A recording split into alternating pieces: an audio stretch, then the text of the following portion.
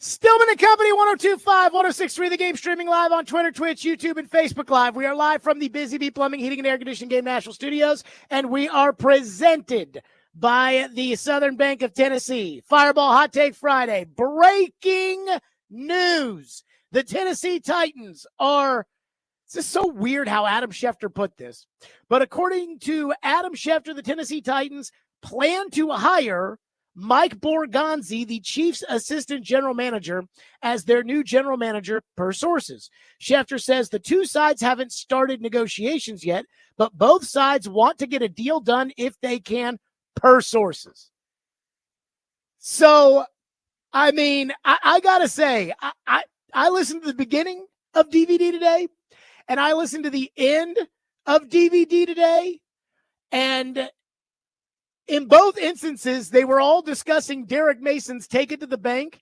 D. Mace said that the Titans would have a general manager in place by the end of the show on Friday, last Friday. And literally as soon as they signed off air, Adam Schefter reported that the Titans don't have a contract with Borgonzi, haven't negotiated with Borgonzi, but they want to hire Borgonzi. First of all, let me start by saying this. What a freaking joke for the Titans to basically let everyone know who they're going to hire without having a contract done. Boy, let me tell you this. If they end up not getting a deal done because they can't come to terms, then someone's going to have some explaining to do.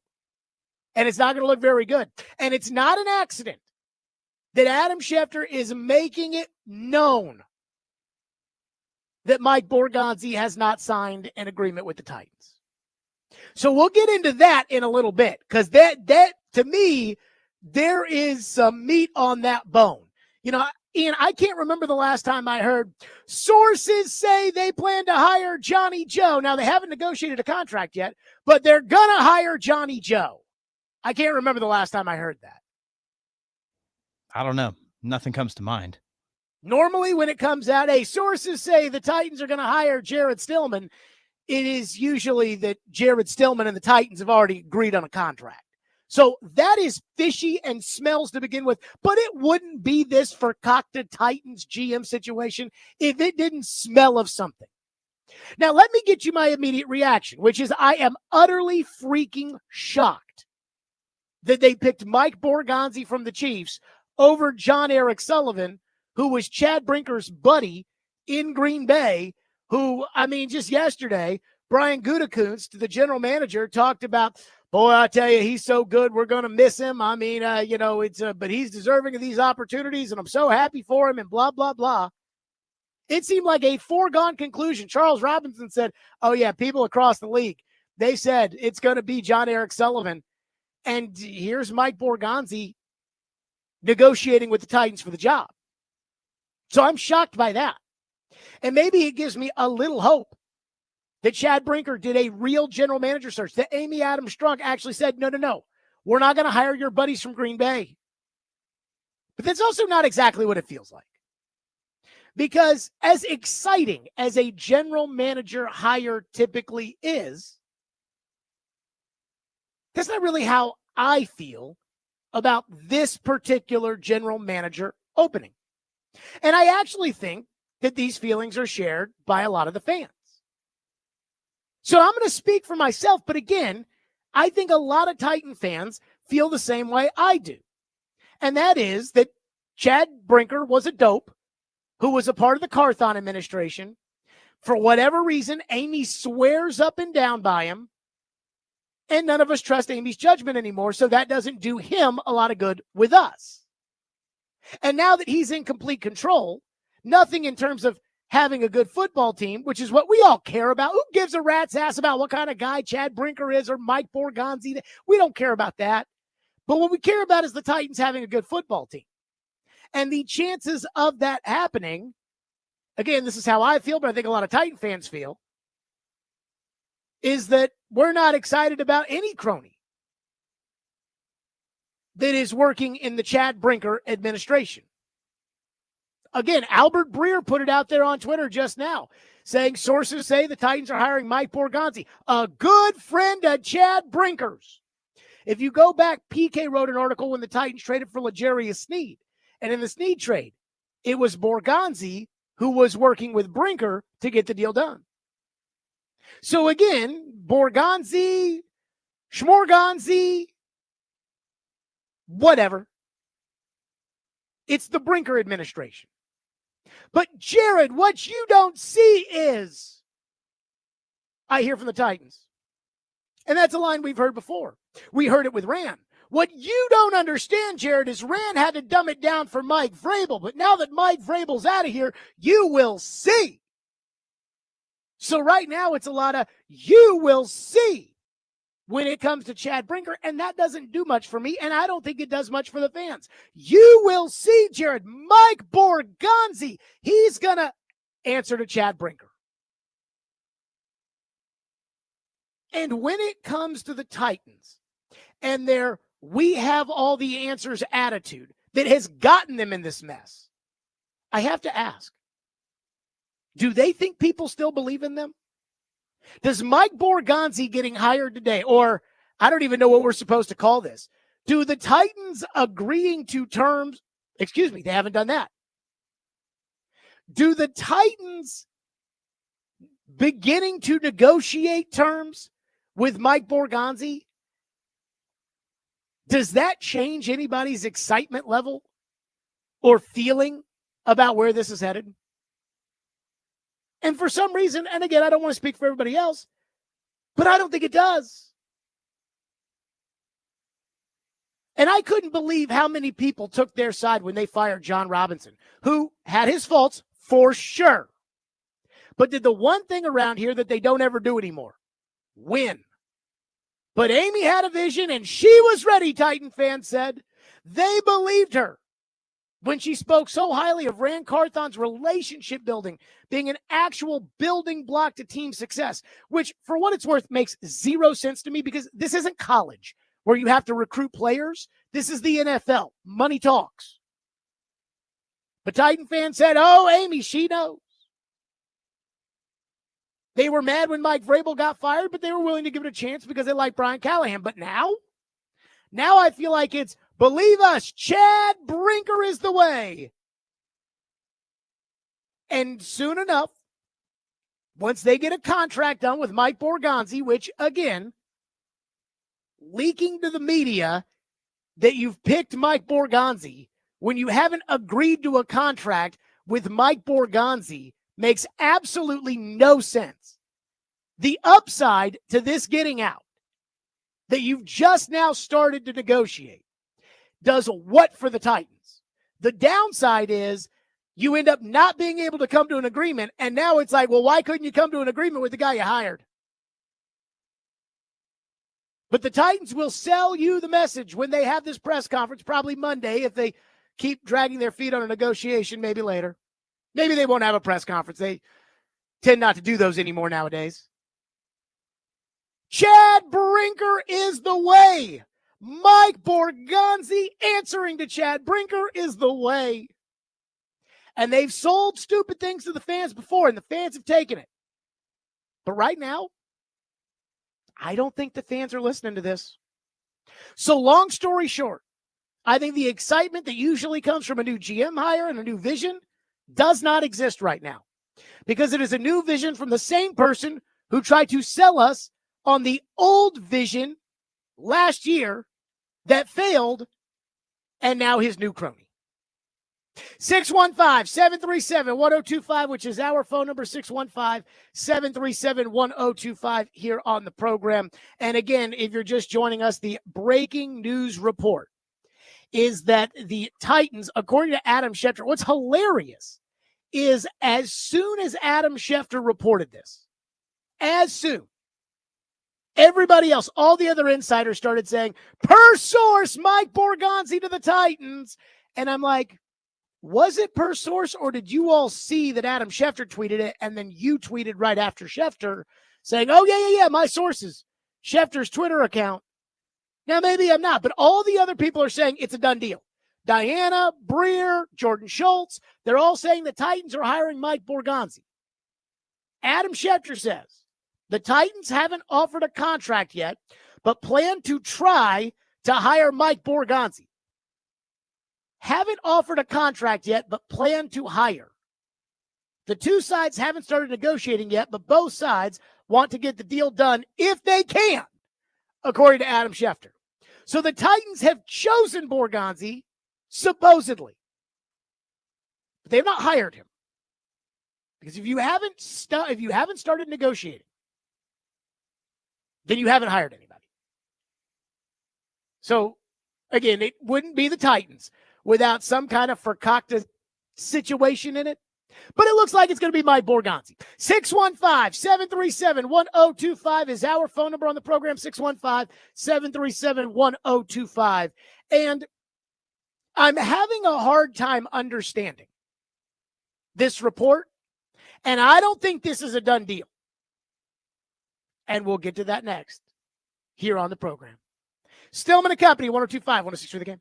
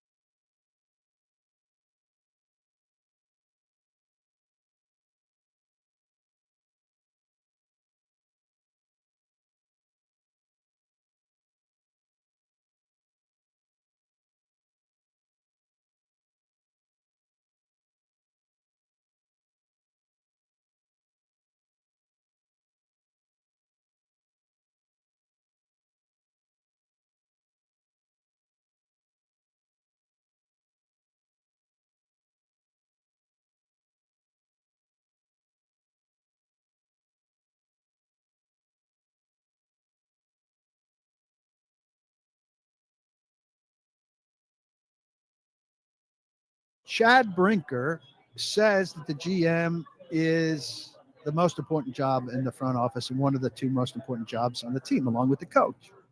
And the league, according to the reporting of CBS Sports, has signed off on the GM being the biggest job on the football side of the front office, in that teams were not allowed to say no when the Titans requested permission.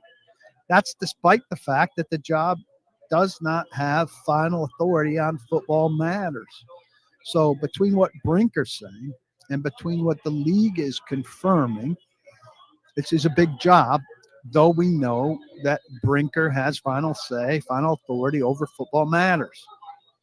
I asked Brinker that when I spoke to him. If this is one of the two best jobs in the organization and the best job on your side of the business, in your department, why don't you want it? And he didn't really answer that. Chad Brinker does not have an answer for, if this general manager job is so good, why don't you want it? That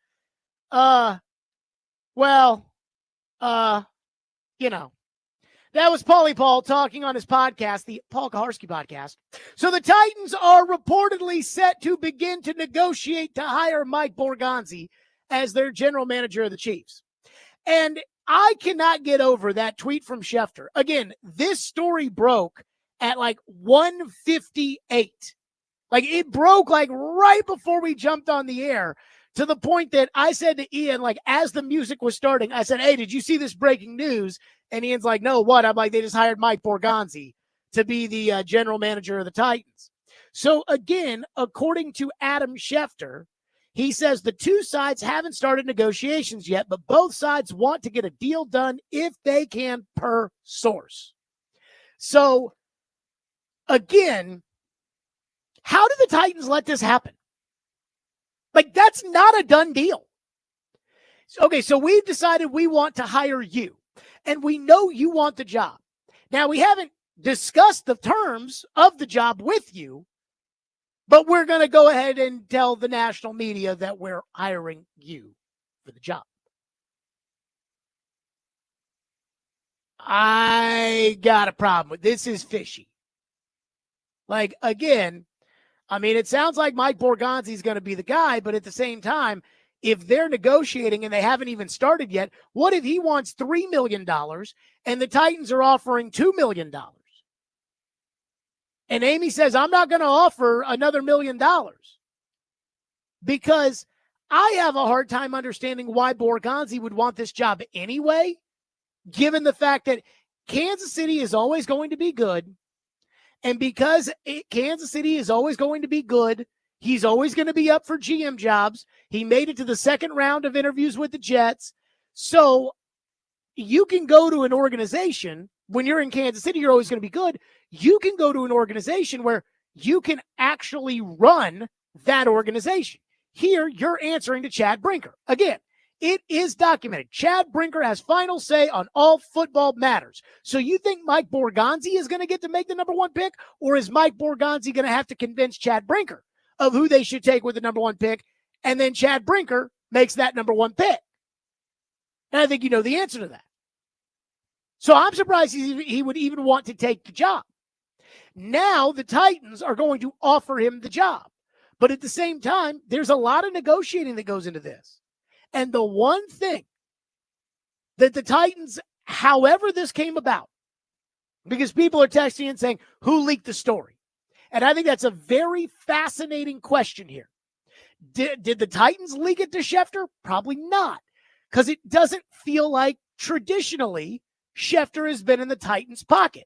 Now, with Brinker, that might be different. But again, who leaked the story to Schefter that they were going to hire Borgonzi?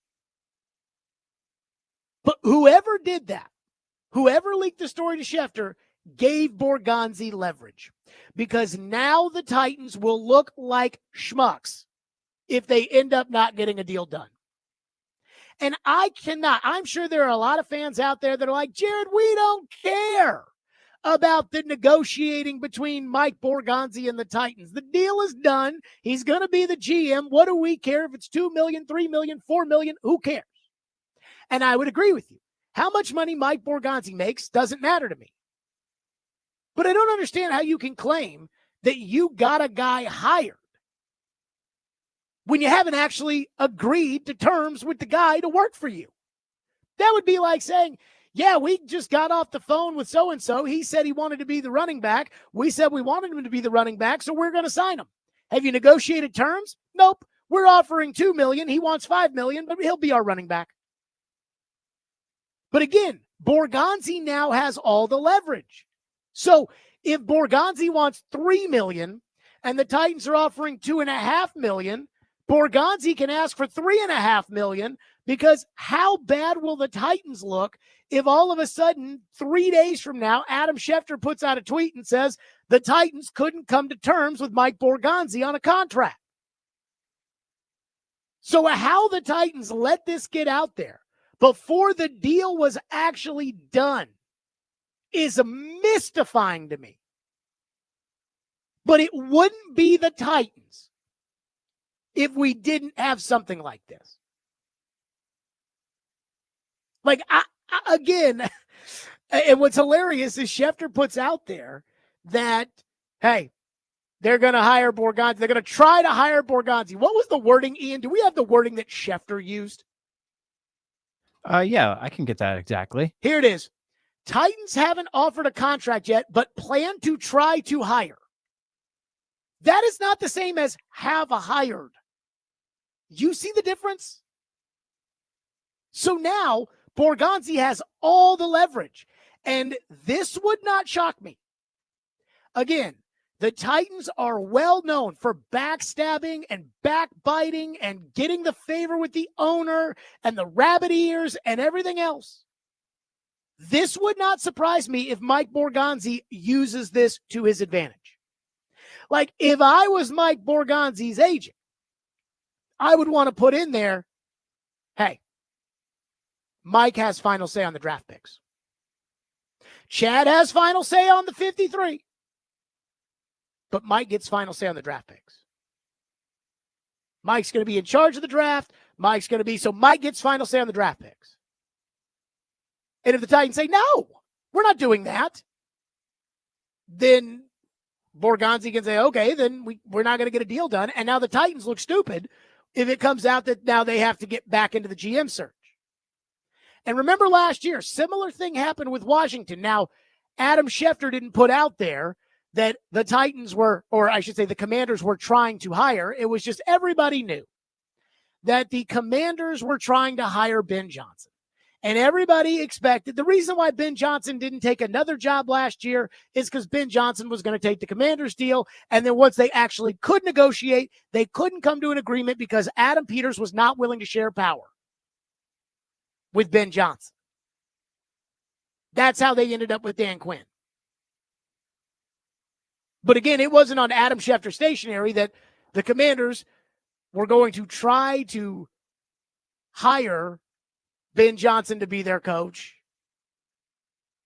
It was just assumed around the league that that's what was going to happen. So, again, I think it's going to be Borgonzi. He's going to be the general manager. Technically, he's going to answer to Brinker. It's the Brinker administration.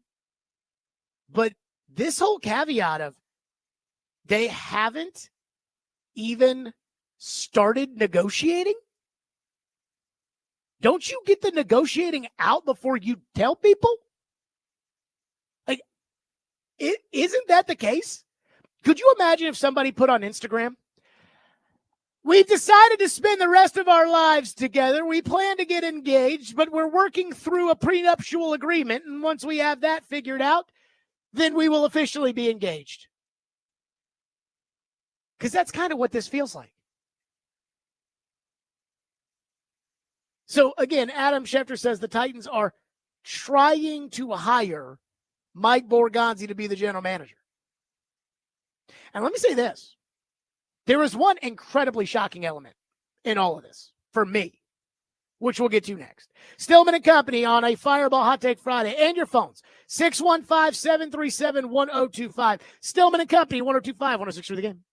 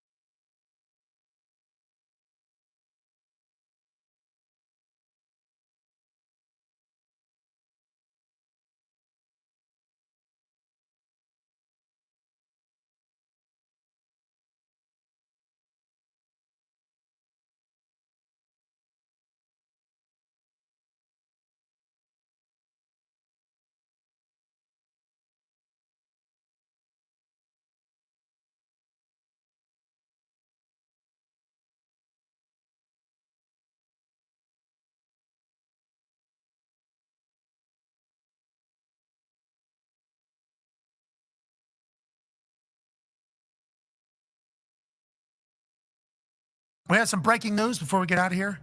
Adam Schefter has tweeted information they told us this morning was potentially coming, but wouldn't say on the show. So He doesn't want to get it wrong. I can't get it right. You know, the way he operates. Titans haven't offered a contract yet, but they plan to try to hire, Mike Borgonzi.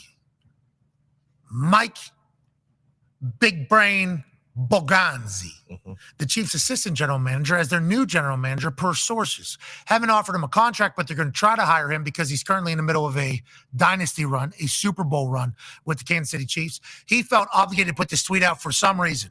I don't know why, because it obviously they're going to try. You never hear Schefter saying they're going to try to hire. So let's assume that they think it's close. Maybe it's close to the sides haven't started negotiations yet, but both sides want to get the deal done if they can, per sources. Okay, so Borgonzi said, I'm not focusing on that.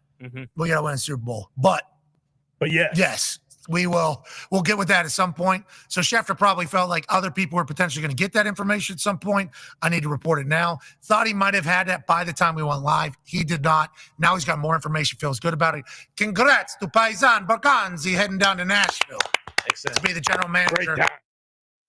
That was McAfee and his crew. And okay, it's funny because there are some people in the text line that are like, Jared, here you go with your conspiracy theories about the Mike Borgonzi deal not done yet. And again, I'm like, I never hear this. I never hear they're going to try to start negotiating a contract. I never hear that. Usually you get the contract done and then it comes out. Sources, Titans hiring GM Jared Stillman to run the football team.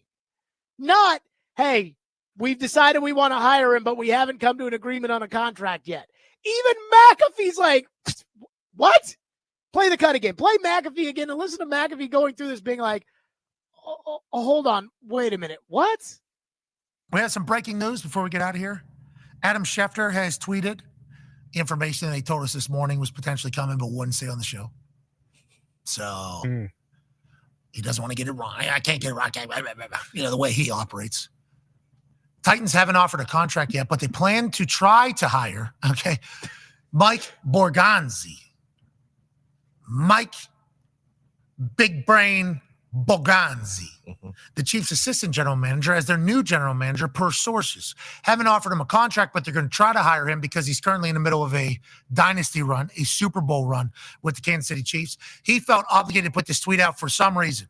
I don't know why, because it obviously they're going to try to, you never hear Schefter saying they're going to try to hire. So let's assume that they think it's close. Maybe it's close to the sides haven't started negotiations yet. Right there, Schefter sitting, or McAfee's like, you never hear Schefter say that.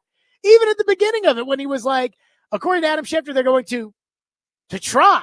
Like, as with the surprise, like, wait a minute, they're going to try to hire this guy? Oh, well, you know, screw it, it's the Titans. Congratulations, Mike Borgonzi. Could you imagine if this was a team that people cared about? Like, if this were, I don't know, the Cowboys. Well, they're going to try to, in fact, we just saw that with the Cowboys, with Mike McCarthy. Remember, Jerry was going to try to sign Mike McCarthy to an extension. So they're going to try to sign Mike Borgonzi. So don't tell me that's not fishy, because there are people out there that are like, one person in the YouTube chat said, try calling us dysfunctional now, Jared.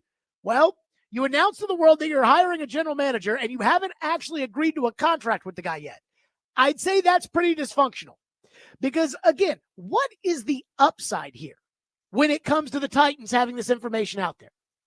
If you're the Titans, you have the job. So you have the power. Again, Mike Borgonzi can be the smartest football guy there ever was. But if he doesn't have the job, it doesn't matter. So you have the job. You've decided you want to hire Mike Borgonzi. You call up Mike Borgonzi and you say, hey, we've decided we want to hire you. Here's the offer we're willing to make. What do you think? And if this gets out, it's 88 and out the gate. And we're moving on to the other guy. Trust me, if he's afraid that if it leaks, that you've decided to hire him, it will not come out. Rule of thumb. The only things that get out are the things that people want to get out. The Seahawks and Broncos had a Russell Wilson trade done at the Senior Bowl, and it wasn't done until March. Like, it wasn't official until March. Nobody knew about it because they didn't want to get out. So again, when it comes to the GM position and the Titans hiring Mike Borgonzi, they're probably going to hire him. It's probably not going to fall through, but there's a legitimate chance it could. And how this gets out there, now he's got all the leverage. And I hope he uses it. I hope he takes the Titans to the cleaners. I hope instead of a 4-year deal, he gets a 5-year deal. Instead of, hey, I was only allowed to have XYZ control. Now I want contractually all this kind of control. Because he's got the leverage. Because if they end up not getting the deal done, they are screwed. They're going to look stupid. They're going to look like the Indianapolis Colts when Josh McDaniels decided last minute not to take the head coaching job. And no matter how you slice it, there is no bad. No matter how you slice it, there's no way to say that this isn't bad. Adam Vingan sent me the single stupidest meme I've ever seen. I'm actually disappointed. It's like, Adam, send better memes. 615-737-1025. One texter says, Kaharski tweeted that it's confirmed, and we know who his source is. Well, I looked at it, and Kaharski's wording was, confirmed that the Titans have picked their guy. So again, they've picked the guy they want to hire. It's Mike Borgonzi. But they haven't reached a contract with him. And I actually think that reaching a contract in this case is going to be more difficult than you think it is because, again, there's a certain control for this position that is still not totally defined. And if you want to be able to enforce something, you get it in the contract. You know, I remember I was on Sirius XM the day that it came out. If you remember when the Jets ended up trading for Aaron Rodgers, and there was one guy that their backup plan, there was one guy in the free agent market that year. It was Derek Carr. The Raiders had moved on from Derek Carr. He was out there, and every team that didn't have a quarterback was kicking the tires on Derek Carr. And the Jets thought they were going to get Rodgers, but they weren't sure they were going to get Rodgers. So they were trying to prepare themselves in case they got Derek Carr. That's why Todd Downing was there. Nathaniel Hackett was there for Rodgers. Downing was there in case they ended up with Carr. And so I'll never forget being on the air when there was something that came out by Fowler or somebody, and it said the Saints, I want to say it was the Jets. No, Derek Carr wants to go to the Jets. That's what it was. Derek Carr, it was Sunday. Derek Carr wants to go to the Jets per source. The Jets were still in Rodgers limbo. New Orleans the next day signed Derek Carr. And I pieced it together in live. Like, I know exactly what's happening. Derek Carr is telling the Jets behind the scenes, hey, I've got an offer from the Saints. They're going to want to know by tomorrow morning what I'm going to do. I want to be a Jet. Give me a contract and I'll be a Jet. But the Jets were kicking their feet because they were thinking they were still in for Rodgers. So at 8 a.m. on Monday, Carr had to make the choice and he went with the Saints. One texter says, another source is saying that they have hired, but you keep talking it as if they haven't. Who is this? Diana Rossini. Again, this is what happened. Adam Schefter put it out there with incredibly detailed information. Nick Suss of the Tennessean has confirmed what Schefter said. And I believe, Ian, what was the wording Suss had? They're in the process of, like, the hiring process of getting it all in order. It's not done. Something like that. It's not done. And so then all the other insiders who didn't get the scoop, and in this case, Diana did not get the scoop. In this case, what they do is they've hired him. It doesn't feel that way. Now they're gonna hire him, but again, this just feels so verkakta. This just feels so Titansy. One texter said maybe Rand leaked it. I don't know, man. I don't think they let Rand in on the decisions as to what they're doing. Sounds like they got it from, like, agents of other GMs who were told that the search is over. You don't do that until you've got the deal done with Borgonzi, because what if you can't come to an agreement with Borgonzi? Well, I'm just saying it sounds like that's what I don't know. Based on some of the stuff I read, it was like, oh, there was other people in place, but they've almost been told from the other candidates that they didn't get the gig. I don't know. Right. But you don't tell the other candidates until you get the deal done with Borgonzi. Fair. What if Borgonzi says, you say, hey, we'd like to hire you to be the general manager. And Borgonzi says, great, I love a 5-year deal for $4 million a year. And the Titans say, we'll go with 3-year deal at 2.5, which is kind of how negotiations work. You're going to call the other guys and say, hey, thanks, but no thanks. We've got our guy. It's Mike Borgonzi, even though we haven't actually agreed to hire him. You're going to do that? Again, would you do that with any other element of your football team?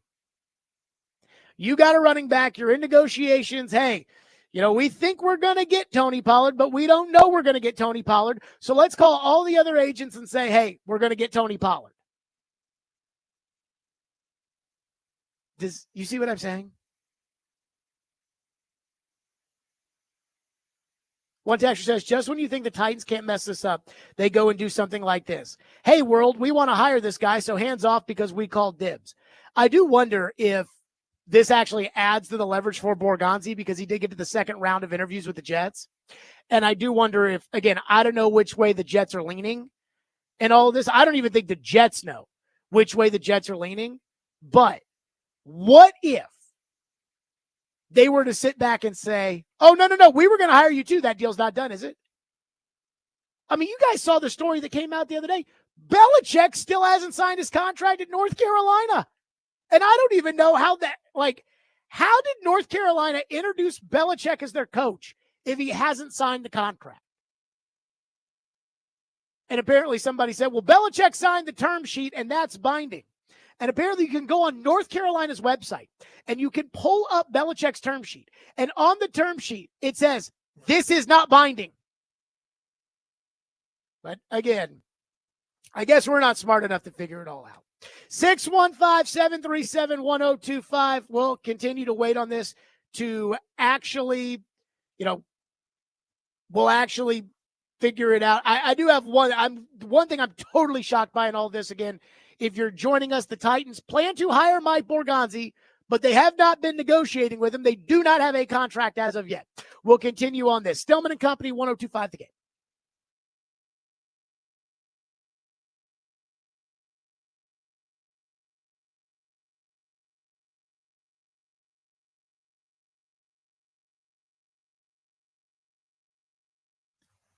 Let me tell you where there is no ambiguity. Hiller Plumbing, Heating, Cooling, and Electrical. And I can promise you that because I use Hiller Plumbing, Heating, Cooling, and Electrical at my home, and I have been using Hiller for years. I moved into my first home in 2018, and it's been nothing but Hiller since.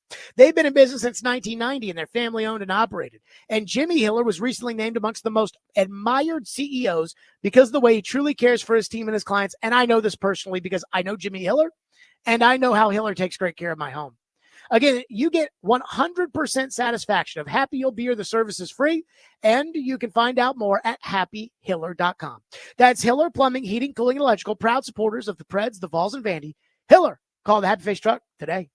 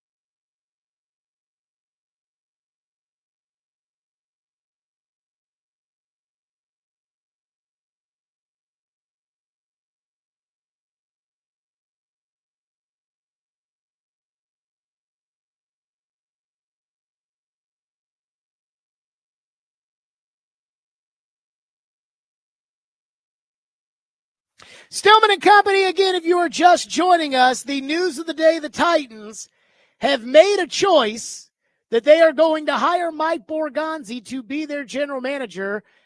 As Adam Schefter said, they plan to try to hire. Again, there's no contract done.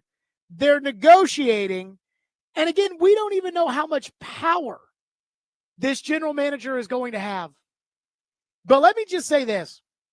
I am utterly shocked that it is not John Eric Sullivan as their general manager.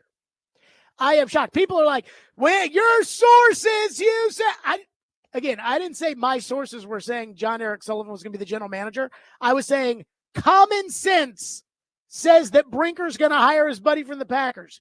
And then Charles Robinson went on the morning show and said, everybody he's talked to says they're going to hire John Eric Sullivan from the Packers.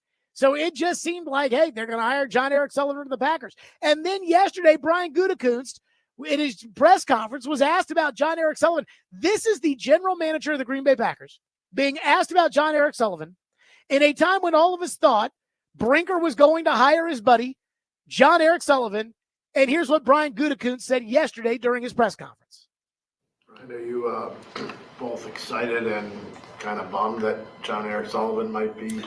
What's going on there? Yeah, it's both. It's bittersweet. I'll say this. One of the things that I've been here a long time, and I think it's very much very prideful when guys get opportunities like this. And I think it's very, very rewarding for me to see these guys go through that. When you're in this business, you always have kind of those goals. And when you get to that point where that's a reality, I've been there, and I know how important it is to him. And I'm super excited that he might get a chance at one of these jobs. I want that for all our guys. And we certainly spend a lot of time in the way we set up our process that these guys are ready for that. And I think he's absolutely ready. I can't imagine, a better candidate out there. I'm certainly very, very biased. But whoever gives him an opportunity, he's going to do an outstanding job. He's really impacted our organization in so many different ways, and he'll be missed. But we also have a lot of guys that I think are ready to move into that space, and if that's the case. But selfishly, I'd like him back. But I think he's absolutely 100% ready for this opportunity and excited for him. I mean, again, he's like, oh yeah, he's ready for this opportunity he's going to get. It's like, okay. Again, I'm stunned. And there's a little optimism that this means that this is not going to be the Brinker Green Bay Packer way buddy show. Then again, Albert Breer, as soon as they hired him, talked about how good of friends Chad Brinker and Mike Borgonzi are. Ryan in Nashville says, got to figure Borgonzi's agent linked this. Borgonzi is going to take the Titans to the cleaners like he did in the Snead trade. I'm glad the Titans didn't go the Packers GM route at least. So Kalen Kaler at ESPN, who is a great reporter, Kalen Kaler put out a story today. Ian, I don't know if you saw this, but it talks about kind of the hiring trends in the NFL and these package deals with GMs and coaches. No, I missed that one. So apparently there's 6 agents in the NFL that run all the coach and GM searches. Trace Armstrong at Athletes First, Bob Lamont, Kenneth McGuire, there's 6 guys that are these coaching agents. And they really kind of run the show when it comes to the coaches because they got all the coaches. So what they'll do is they'll be the agent of a guy who's a quarterback coach. And then when one of their guys gets a head job and that guy's looking for a quarterback coach, they go to their agent and they tell, oh, hey, you got to hire Johnny Joe. He's great. You will love him. And then a lot of these GMs end up meeting these coaching candidates through their agencies. And it's kind of like this whole power broker type deal. I think it was, according to the Bears website, and this shows you how good Kalen Kaler is at this. So according to the Bears website, it said that Ryan Poles, the general manager, and Matt Eberflus, the now fired coach, met each other at a 2020 NFL golf outing or something. But the NFL has said that they didn't have a golf outing in 2020 because of COVID.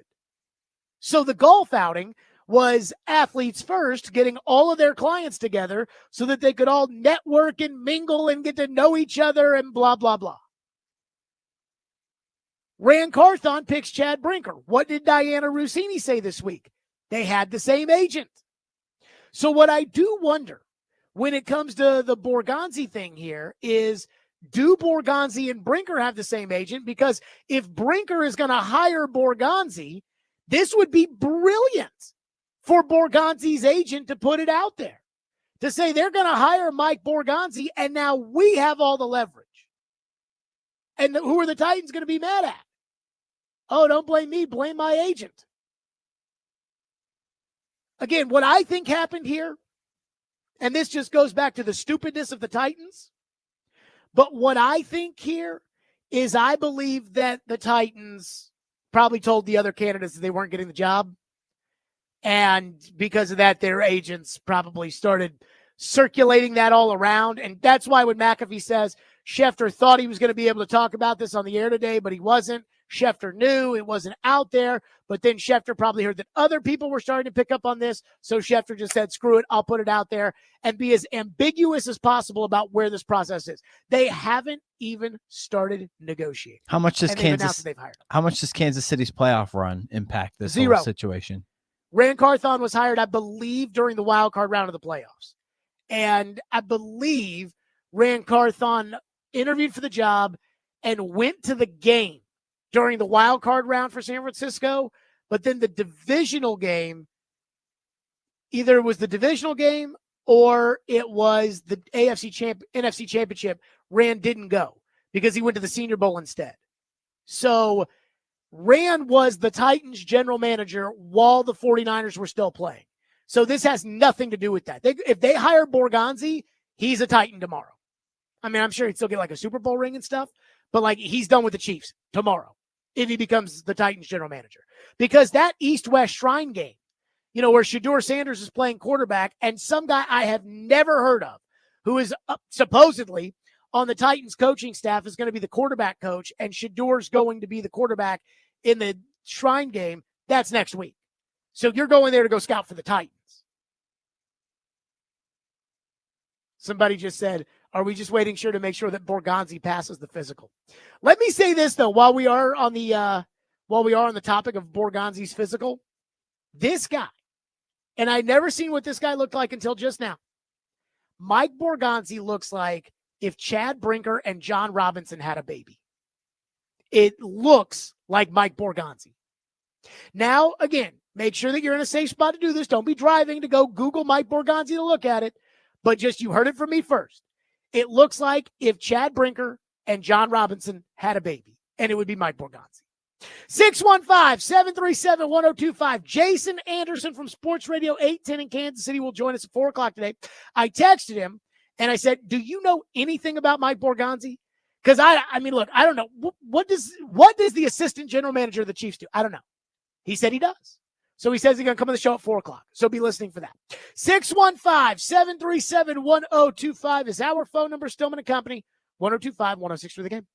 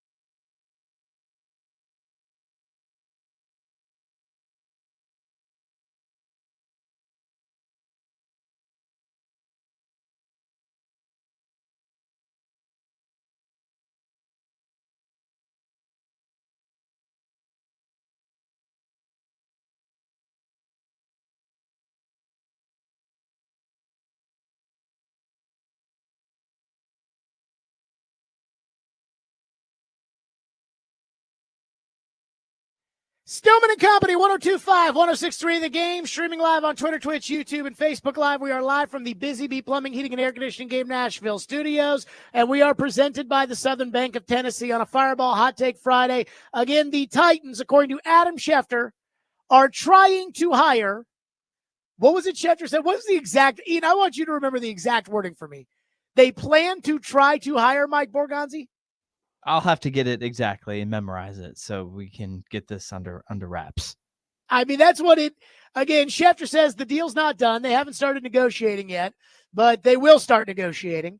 Nick Suss from the Tennessean confirmed their report saying they are going through the hiring process. Yes. And Paul Kaharski chose his word very carefully when he said they, quote unquote, picked their guy. They plan to try to hire Mike Borgonzi. Thank you. Yes. Thank you. Somebody says that's agreement in principle. Both parties have agreed. No. Agreement in principle is, hey, man, 5 years, $5 million. We're, done. Yep, good. All right, cool. That's agreement in principle. Haven't started negotiating yet is not agreement in principle. And by the way, let me say this. If I was Amy Adams Strunk today, I'd be pissed. Now, if I was Amy Adams Strunk, things would be a lot different around here. So to say that Amy should be pissed or shouldn't be pissed, again, that's for her. But if I was Amy, I'd be furious. Because, again, if we had decided as a group that we were going to hire Mike Borgonzi,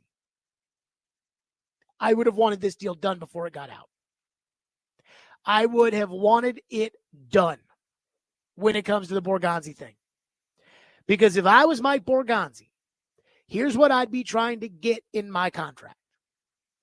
I would be trying to get the language that says that I have say over the final 53 on the roster. Again, you'll say, well, but they've already said Chad Brinker has that. That's not true. Berg Nihill said in the release that Chad Brinker will have the final say on all things football related, which now makes you assume that that means that Mike Borgonzi would not have final say on the roster. But all things football related can be the coaching staff firing the coach. It can be Borgonzi's job himself. It can be the football is bigger than just the final 53, but the thing that everybody really cares about is 53 guys on the roster. So if I'm Mike Borgonzi, I would go to the Titans and I would say, hey, I want a 4-year deal or a 5-year deal and whatever the money is, but I want contractually final say over the 53 men on the roster. Don't have to have final say on the coach. Don't have to have final say on the coaching staff. That way, Chad still gets his final say on all things football related, but I get final say on the 53-man roster. And again, if I'm negotiating with Chad Brinker, isn't that final say on football is to give the 53-man control to Mike Borgonzi? And again, if you're Mike Borgonzi and you go and you fight tooth and nail, in order to get that, and the Titans still say no, what's the worst that can happen? It's not going to look bad on Borgonzi if this thing falls apart. It'll look bad on the Titans. What's most likely to happen is if Borgonzi says, hey, I totally understand that Chad's the president, and so I think Chad should be in charge of the coach, and I think Chad should be in charge of me, and I think Chad should be in charge of the coaching staff, and I think Chad should be in charge of what uniforms we wear, and I think Chad should be in charge of blah, blah, blah, but I want final say on the 53-man roster, and the Titans say no. Again, are they going to pull the offer because he asked for it? Probably not. Phone lines driven by WilsonCountyHunter.com at 615-737-1025. One texter says, what do you think about Borgonzi? I don't have any opinion. That's why, again, Jason Anderson, Sports Radio 810 in Kansas City, is going to join us at 4 o'clock. I'm going to ask him, what does Mike Borgonzi actually do? Because by 6 o'clock today, there are going to be some of you out there that are going to tell me that Mike Borgonzi is the reason that Kansas City drafted Patrick Mahomes. Is he? I have no idea. But you all will be convinced of that. So I have no clue. I also have no clue how much this really moves the needle, considering that, again, Borgonzi will answer to Chad Brinker. The Titans say this is a big job, but what's that Kaharski cut again where Kaharski's like, Brinker says this is the most important job. So I asked Brinker why he doesn't want it, and he won't answer that question. I mean, that's a concern. Another texter says, am I wrong not to be very excited about this hire? Can we argue that the Chiefs roster isn't great outside of Mahomes, Kelsey, and Chris Jones? They had to add Hopkins just to have a wide receiver to make a play this year. I'm just not sold that I can have confidence that he can fill all the holes. So here's what I want you guys to do. And some people are going to say this is a negative opinion, and some people are going to say this is a positive opinion.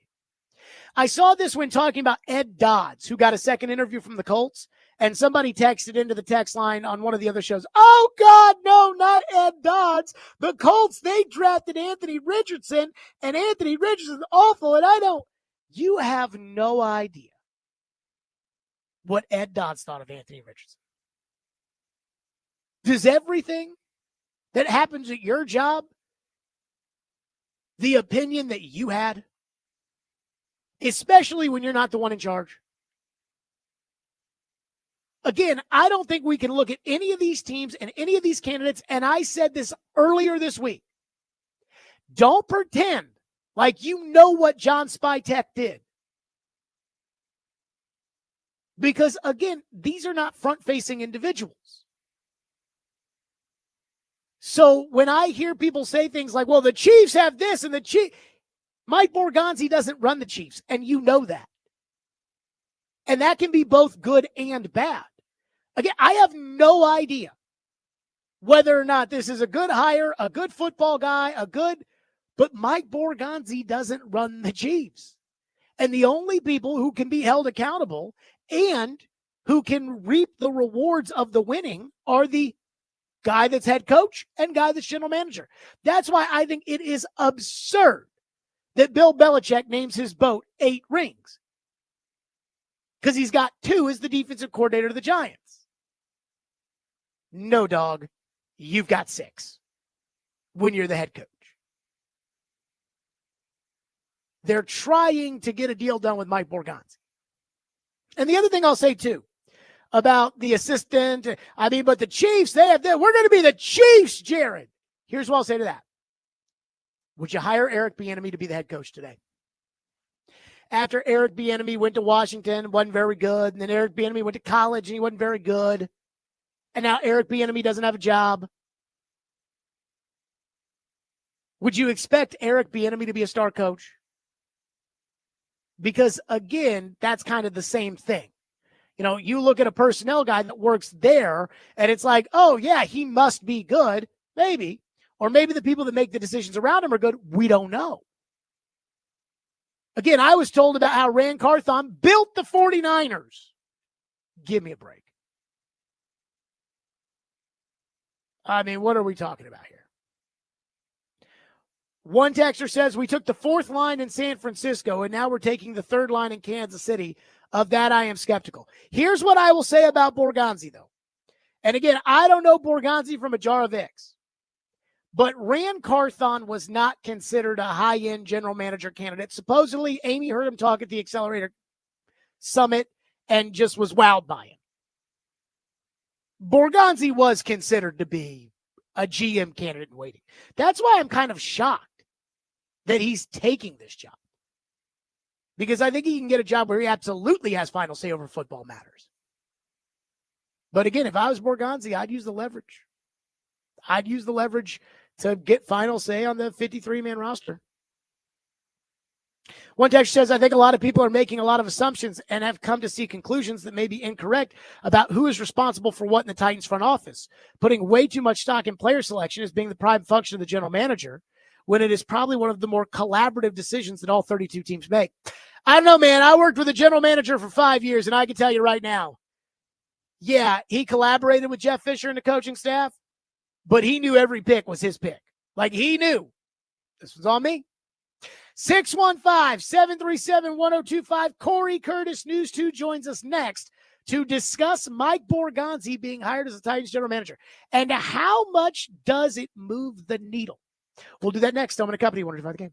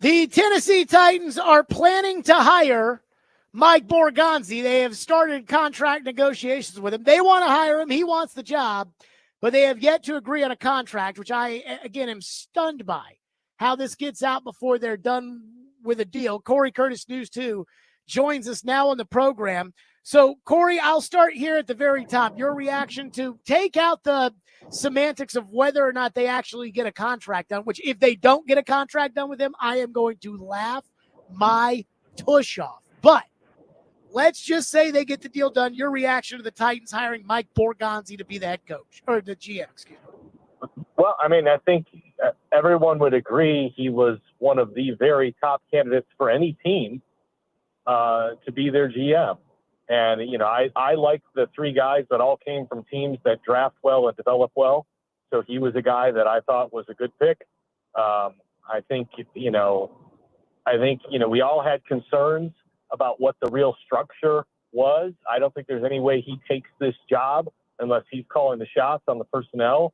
So I think it fortifies that for us, you know, some as well. And I would think for a person like yourself, if you just took it on base value, you know, and said, would you rather have Rand Carthon or would you rather have Mike Borgonzi? I would think you would fall on the Borgonzi ledge. But do you feel like it is Rand Carthon or Mike Borgonzi, or do you think it is Rand Carthon or Chad Brinker? I don't understand the question. Well, again, if we're saying that Rand Carthon made the decisions for the Titans, you know, to draft J.C. Latham or to trade for L'Jarius Sneed, are we saying Mike Borgonzi's making the decisions for the Tennessee Titans, or is Chad Brinker making the decisions for the Tennessee Titans? Well, I mean, I'm assuming by this hire that Mike Borgonzi is making the personnel decisions for the Tennessee Titans. And I would say he is such a qualified candidate. Like I said, he was going to get a GM job. It's just a matter of which one he was going to end up wanting. And you know how this works. You usually only get one bite at the apple. So you're not going to take a bite at the apple and lose your job when you're not the one calling the shots. I mean, you get one chance to be a GM. You don't want to lose it, and you don't get to make any decisions. So I think for me, it settles to me that Mike Borgonzi is calling the shots on the roster. So I actually think that we haven't gotten the contract done gives Borgonzi leverage to get just that, Corey. My thing was, you know, it will look bad on the Titans if they don't get a deal done now that it's out there that this is who they think they're going to hire, etc. And I think Chad Brinker, if this is really his guy, I think Chad Brinker would be willing to give Borgonzi control over the 53-man roster. And that technically would not be Brinker giving up final say on all football-related matters because It would be Brinker making the choice to give it to Borgonzi and the coaching staff, the head coach, you know, the 90-man roster. Those technically could still belong to Brinker, but in order to get this deal done, he gives Borgonzi final say over the 53. Do you see that as being an outcome here? Well, look, I mean, who leaked that the Titans are trying to hire him? 99.9% chances it's his agent, right? So people think that it was the other agents of the other candidates after being told that the job was going to Borgonzi. Yeah, so it didn't come from the Titans because, like you're saying, that doesn't make any sense. And so it's coming from agents, whether it's Borgonzi's agent or Ian Cunningham's agent or whoever, you know, because they're all tied into the Adam Schefters and the Tom Pelisseros of the world. Again, I don't think that he takes this job without that leverage. And ultimately, Amy Adams Strunk has final say over everything. I mean, you know the Floyd story about Vince Young. And, you know, Floyd walks into the draft meeting and they're going to argue Matt Leinart or Jay Cutler, and Floyd stands up and says, "We're taking Vince Young." And they all look at him flabbergasted. And they're like, the owner wants Vince Young, we're taking Vince Young. So ultimately, you know, we can hem and haw and cut to pieces who gets final say over what. Ultimately, the owner gets final say because if you don't do your job, you get fired. Corey Curtis with us. You're going to do this. Go ahead. Yeah. Corey Curtis with us news too. What do you think it means for Brian Callahan? Well, I mean, look, whether it was a new GM or the old GM, you got to win more games, and you know, guys have got to play better. I don't think there's any question, you know, about that. You know, I think if he gets better players, I think he'll look like a better coach. All right. I don't think that's a mystery. They've got some roster holes that they've got to fill, and he's got to grow as a head coach. There isn't a law that says coaches can't grow. You know, we've seen it before. And I don't think Brian Callahan is not football smart. I think he's very football smart, but I also think he's really young. And, you know, he was the first to admit that he learned a lot this year on the job. And, you know, just like Rand Carthon and Chad Brinker each had 2 years to convince Amy Adams Strunk that they were the guy, and one did and one didn't. Brian's going into year 2, and he's going to have to convince, the organization, whether it's Chad Brinker or Mike Borgonzi or Rand Carthon, that he still needs to be the coach. I mean, in this league, your job interview is every day. Every day. I mean, just look at Doug Peterson. He won the Super Bowl, fired the next year. I mean, it doesn't take long. It doesn't take long. He's getting another swing, and it's got to be a good one. And he knows that. I don't think he's foolish on that. Do you think, could you see, though, a scenario where, I mean, you had a front row seat to the Robinson-Malarkey thing, where Mike Malarkey did absolutely everything that he could have as a coach to not get fired and still got fired? Do you think that it could be something like that, or do you think that Brian Callahan has a legitimate shot to keep his job? Look, I think if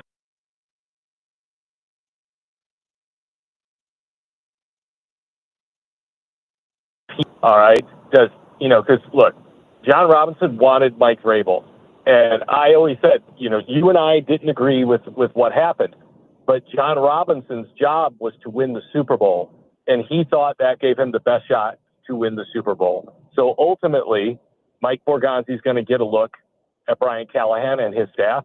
I'm sure he's had people roll through Kansas City that he's talked to and he's got an idea of. And so Brian's going to have to impress upon him that he's the guy to get it done, or else I'm certain he has people who he thinks can do better. Corey Curtis, News 2, is our guest here on the program. What do you make of people looking at this hire, a guy from the Chiefs, and thinking, okay, we're going to be the Chiefs now. This guy's responsible for why the Chiefs are the Chiefs. Well, look, the Chiefs have Patrick Mahomes. We all know that. So the Titans won't be the Chiefs until they get Patrick Mahomes. But like I've said, the Chiefs, Packers, and Bills over the years have all done an extremely good job of drafting and developing. And, L'Jarius Sneed is a good example, and they've replaced L'Jarius Sneed without much problem. They've got an elite defense, and they just plug and play. They got rid of, I think, 4 offensive line starters after they got Patrick Mahomes that new deal, and they rebuilt that line in about 2 years to where it was humming along again. So their line sucks, Corey. Their line is sus. Well, look, their line is sus, but their line has won them 2 Super Bowls. Okay, I know, but they're playing Joe Tooney at guard at left tackle this week because they can't get a left tackle. But largely, they have rebuilt their offensive line to a point where it's been competitive. They brought in, the kid from Tennessee, Trey Smith. They drafted the center who's gotten a big time deal, and he was a huge hit for them. They put, they may have a weak spot or two, but when you've got to replace 4 guys in 1 year because you gave your quarterback $1 billion, that's not doing too bad. But how much do you give Borgonzi credit for that? I don't know. Look, he's part of the process. Okay. He's part of the process. And just like hiring a coordinator to be a head coach, we're going to find out if he's ready for the big chair or not. And there's only one way to prove it, and that's to do it. And, that's I think why you're seeing so many teams interviewing head coaches who are previous head coaches now, because they're kind of tired of the mystery of, can this guy do it or not? They want to know guys who've done it before. And, so like I said, GMs generally don't get a second swing. And so we're going to find out, Borgonzi has the resume. He has the work under the people who've done it extremely well. I mean, this is the team that recognized that Patrick Mahomes was special when nobody else did. Okay. So they get credit for that.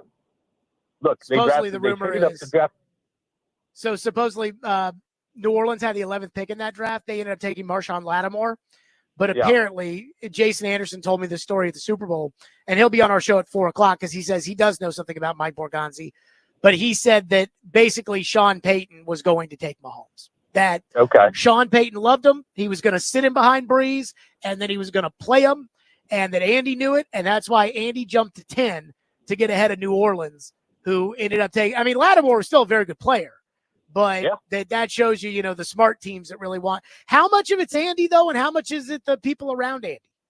Well, look, it's a team. I think Andy Reid is the best head coach of my last 20, 30 years. I like him more than Belichick. because he has won with more different groups of people than Belichick has. I mean, how many different quarterbacks has Andy Reid won a lot of football games with? Alex Smith, Patrick Mahomes, Kevin Cobb, Jared Goff. I mean, the guy has won with so many people back there. He is a fantastic head coach. And even the last couple of years, they haven't had great weaponry around Mahomes, but they've reinvented the team in a way to still win Super Bowls. So I think, Andy Reid is a huge piece to that puzzle when you're talking about certainly one of the top two or three head coaches in the league in the last 25, 30 years.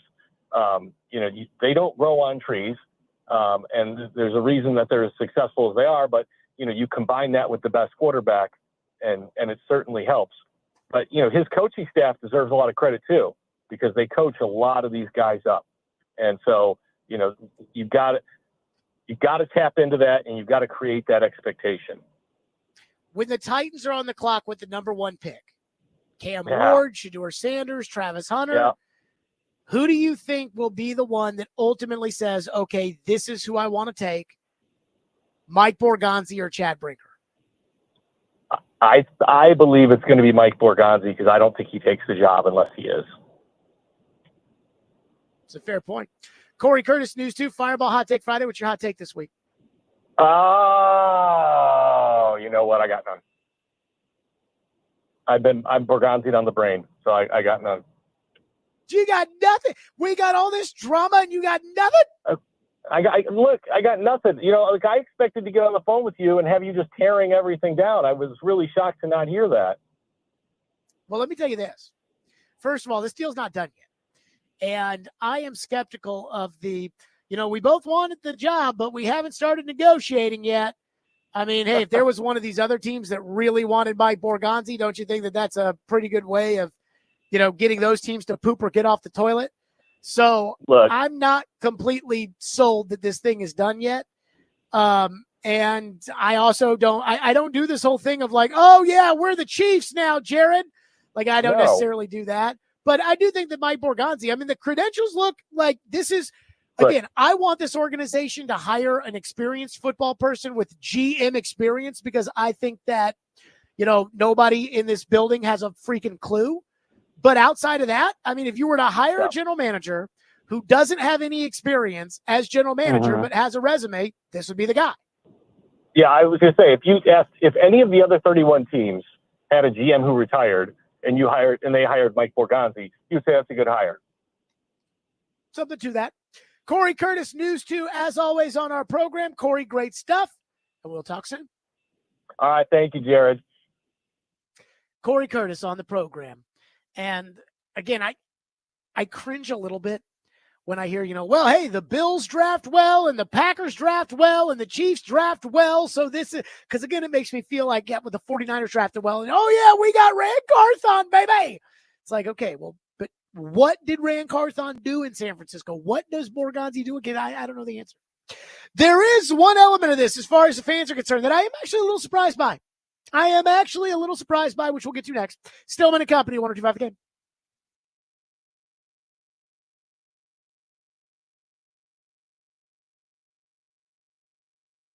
I love Fireball Cinnamon Whiskey. It goes down so smooth and it tastes so great.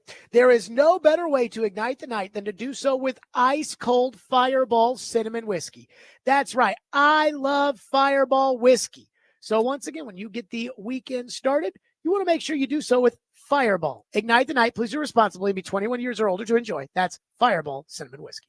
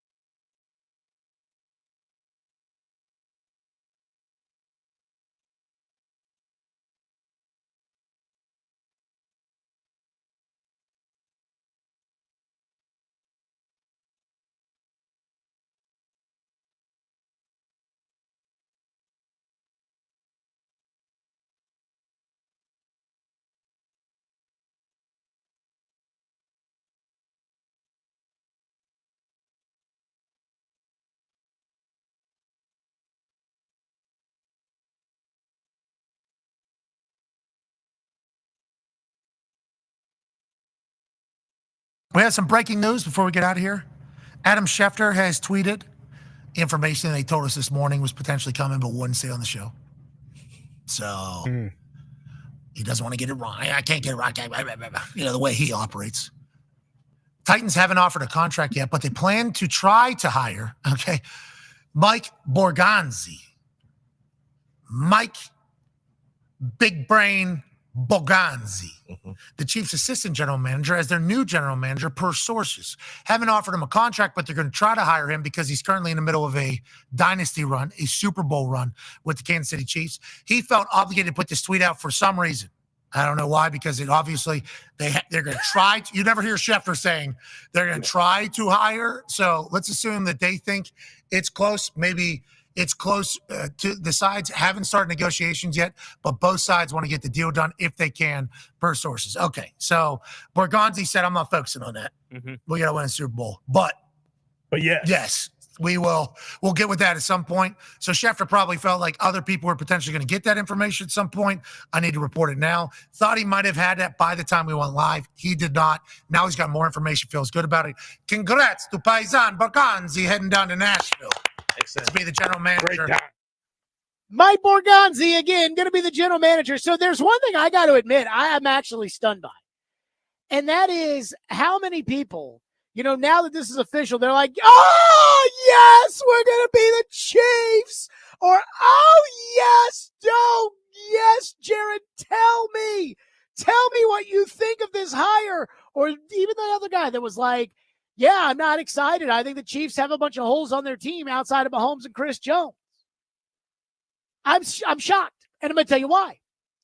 Because I felt like the way this GM search was going, I remember, 9 years ago when Mike Mularkey got the interim tag removed and John Robinson got hired by the Titans to be general manager. And I felt really good about John Robinson being the Titans general manager because Floyd Reese had told me that of the guys that he worked with in the building in New England, Jason Light, who was the general manager of the Tampa Bay Buccaneers and still is, Bob Quinn, who was the general manager of the Detroit Lions at the time, and I want to say there was one other general manager that was in that room, and John Robinson. Floyd told me John Robinson was the best evaluator of talent of the group. But he knew. So I felt good about that. But I remember when the Titans did that, when they made Mularkey the head coach, which I was cool with. I liked Mularkey. When they made Mularkey the head coach, when they made Robinson the GM, and I was actually optimistic. And Clay Travis went nuts. And Clay Travis was yelling and screaming about Mularkey and how awful this was going to be and how the Titans will suck forever and how this is the worst thing that ever happened and just screaming. And this was like pre-Rush Limbaugh Clay Travis. And he was just screaming. And I watched the whole thing. And I remember watching that thinking, well, wait a minute. Robinson's the one picking the players. If Robinson goes out and gets good players, then what are the chances that this ends up actually working and being good, which it did. But it was like, nope, don't want to hear it, don't want it at all. I didn't feel that way here because the Titans had made it be known that regardless of whom they hired to be the next general manager, whether it was Eric Sullivan, whether it was Mike Borgonzi, whether it was Terrence Gray, whether it was Ian Safar, whomever they hired, they were going to answer to Chad Brinker, and that they were going to do things the Brinker way, and that this team was going to be built in Chad Brinker's name, image, and likeness. And again, I felt like a lot of Titans fans were like me, and they viewed Chad Brinker as a part of the failed Rand Carthon administration. I mean, they spent all this time last year talking about how they were all collaborating and they were all working together, and you will see how great this will be. Every single one of them. They talked about it at length. And Chad was as much a part of the tire pumping as anybody. And now Chad's the one in charge. So whoever Chad hires is going to be a Chad yes man. And I felt, again, I have a pretty good feeling. If you look at the ratings of this program, I have a pretty good feeling of what people want to talk about. And so I was not surprised at all that Titan fans, as this general manager search were going on, they were kind of lukewarm about even caring. There wasn't any demand to learn more about Terrence Gray or anything like that. It was like, yeah, whatever, Brinker, I'll hire somebody. Then they hire someone and it's like, what about Mike Borgonzi, Jared? Oh my God, what about him? What is he going to do for the Titans? And I'm like, but isn't this team still built in Chad Brinker's name, image, and likeness? But I guess it's like a name and it's something to be excited, and it's still like, so I'm just surprised. I really figured that if the Titans hired a general manager, that it was just going to be, okay, yeah, whatever, but it's still the Chad Brinker show. But I don't think that's how the fans are reacting today. I think the fans are reacting like Mike Borgonzi is going to have the authority to be able to change the Titans. And the Titans will sell you on that, but the Titans would hire a popcorn vendor and tell you that the popcorn vendor has the authority and the ability to change the culture of the Titans. But I didn't think the fans were going to feel that way, and I do think the fans are, like, I think Borgonzi could win this fan base over at a press conference. Again, even though Chad Brinker is the one who's technically in charge. Now, Corey Curtis did say he doesn't think Borgonzi takes the job if Borgonzi does not have personnel control. And I think there's probably something to that. But I will admit when I am wrong. And I am shocked by how I feel like Titan fans today are reacting like this is actually a real general manager hire, when we spent a week and a half, 2 weeks, thinking that this was all a charade and that it was, ultimately Chad Brinker was the GM of the team. And now it's like, tell me about our GM, Jared. And it's like, but I thought we had all agreed that with this bullcrap line of Chad Brinker's in charge of all things football, that Chad Brinker's the GM. Well, weren't most But people now that just there's a name, expecting it's like, oh, he's the GM. the John Eric Sullivan Packers guy? And so now that it's not technically the Packers guy, people are kind of shifting focus. I will say this. Not that I know this for a fact. That's just something that I feel. I do think Chad Brinker's a great schemer. And that would be a great scheme if Chad Brinker said, hey, I'm going to make it look like we're going to hire my buddy from the Packers. I'm going to make it look that way, but then I'm going to zag somewhere else so that they then can't all say, oh, I'm just in the tank for my buddies. Because, again, Paul had an article about John Eric Sullivan up 2 hours. Chestnut checkers. 2 hours after Rand Carthon was fired. And that includes the time that Paul had to put up that Rand Carthon is lazy article that he put up. And so then the John Eric Sullivan stuff was out there, and TD was hearing John Eric Sullivan, and it was John Eric Sullivan this and John Eric Sullivan that, and Charles was talking about John Eric Sullivan, and it's like, what? I mean, I was shocked. I was sitting down getting ready to do the show, and I saw on Twitter that the Titans were planning to try to hire Borgonzi. Again, contract's not done. They were planning to hire Borgonzi to be the general manager. And it was like, whoa, I was not expecting that. I mean, I'll be frank. I was expecting John Eric Sullivan to be the general manager of the Titans. And I was expecting that news to break at some point during the show today. I texted Robbie this morning and I said to Robbie Stanley, I go, I don't even think I should bother doing a grid. In fact, let me pull up the actual text I sent. I said, do I even need to, this was at 6:47 a.m. Do I even need to do a grid today, or should I just assume that the Titans are going to hire John Eric Sullivan while I'm on the air? So I figured, I was like, yeah, they'll probably hire John Eric Sullivan while I'm on the air. I'm stunned. Phones, 615-737-1025. We're to them next. Your reaction on this. How much does it matter? Again, with Chad Brinker being the one in charge, theoretically, and Jason Anderson, Sports Radio 810 in Kansas City at 4 o'clock. And he has told me that he actually knows something about Mike Borgonzi. So we'll get into that as well. Stillman and Company, 102.5 The Game.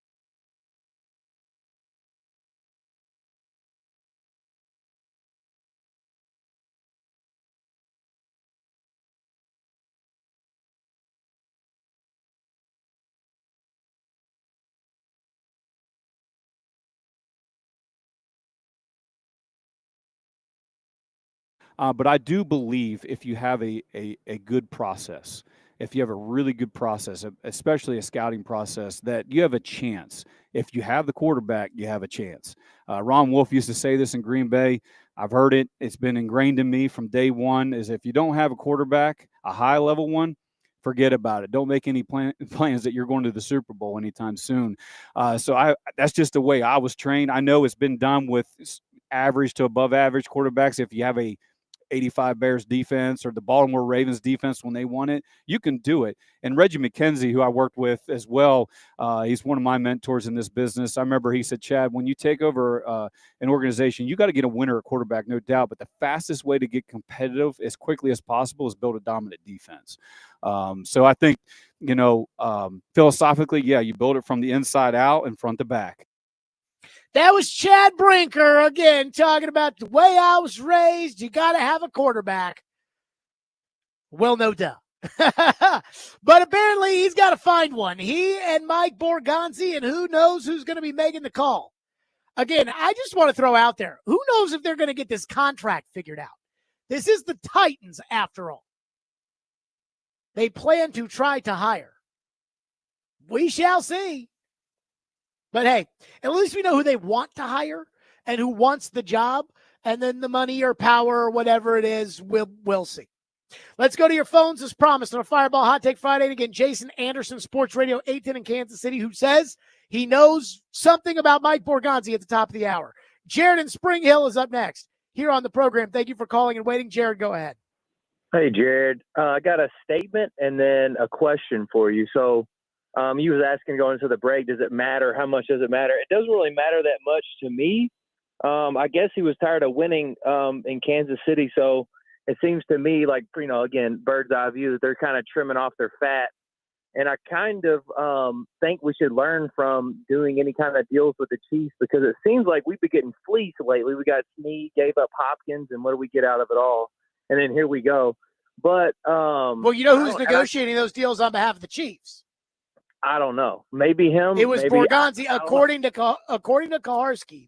It was Brinker negotiating with Borgonzi on the deal with the Chiefs. Now, yes, that was the negotiate. Like those were the point of contacts. But I would assume that they probably went back to their respective sides and said, "Hey, they said they'd be willing to do a 3, but they wouldn't be willing to do a 2," and then whatever. But yeah, continue.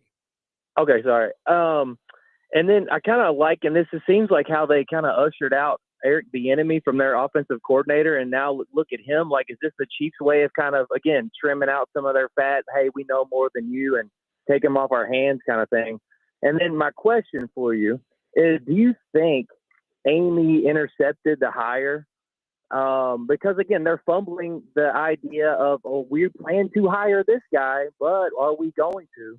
So do you think that Amy made Chad hire this Borgonzi guy over JES because of the perception? And if so, do you think Brinker is happy by relinquishing that power that he thought he assumed, only to have Amy step in as like, no, we can't do that? Okay, so that's a really loaded question. I appreciate your call. A bunch of people have texted into the text line with a similar question. What if Chad wanted to hire Sullivan, but Amy chose Borgonzi? Todd, do you think Amy vetoed Sullivan and she wanted the Chiefs' assistant general manager? I have no idea. Zero. Here's what I know. At one point, Brinker was talking to Kaharski, and I think everybody knows that, and I think Kaharski got super pissed about how much I talked about that. But at one point, I think they were talking. Now, I do question whether or not the Kaharski-Brinker relationship has frayed a little bit over the last couple of weeks. Because, Ian, can we get that one about Brinker? Not the one about the why he wouldn't want the GM job, but the other Kaharski cut on Brinker. This was Kaharski yesterday on his podcast, and when he's saying things like this, it's making me think that maybe the Kaharski-Brinker relationship is on a little rough terrain right now. But here's what Paul said on his podcast yesterday. My sense of it, and some things that I've heard about Chad, who it isn't backed by everyone that's worked with him since he's been with the Titans, is that he may be a guy who wants power, but not necessarily accountability. Though I don't know how he avoids accountability here, given that he's mentioned multiple times, and Nihil too, that he's got final authority on all football matters. Okay. I heard that and I was like, whoa now. Paulie Paul saying that the building didn't let, not everybody that's working with Brinker likes Brinker. Now what will happen is people will say, well, those are the disgruntled employees that don't like Brinker. I know. But Paul's saying, hey, not everybody likes working with Brinker, and that Brinker wants power and no accountability. That does not sound like somebody who's in your satchel. So I am wondering if there was a little issue there. But at one point, PK was talking to Brinker clearly, and everything that PK said was pro-Brinker and anti-Ran. And 2 hours after Ran got fired, the John Eric Sullivan thing went up. Charles said yesterday, people around the league just assumed that John Eric Sullivan was going to get the job. And then the general manager of the Packers had a press conference, and he basically said, yeah, I'm going to miss him. Like, he's great. He's earned this opportunity. It's like, what opportunities he earned? So it did seem like everything was pointing in that direction. And now all of a sudden, it's the other side of it. And no matter who they say is in charge of football, Amy is in charge of football. This is the NFL. The owner is always in charge. When it comes to quarterback, star players, big contracts, head coach, sometimes the owner will defer. But at the end of the day, the owner is always in charge, period. So maybe Amy did. I don't know. And it would be irresponsible of me to speculate what Amy did or didn't do. I know there's a lot of you out there that are like, you do that every day. I know, but that's like at least, informed by action speculation. This is just me trying to piece the puzzle together. Somebody said they Googled Borgonzi, and he looks exactly as Jared described. Okay, so I said if you take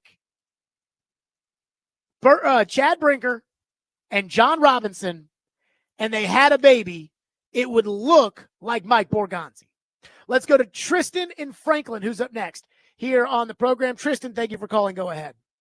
Thank you for taking my call. I hope this guy knows how to trade down from number one. I hope that this guy is the right GM because, boy, if we messed up, we're going to be screwed for 5 more years of pathetic football.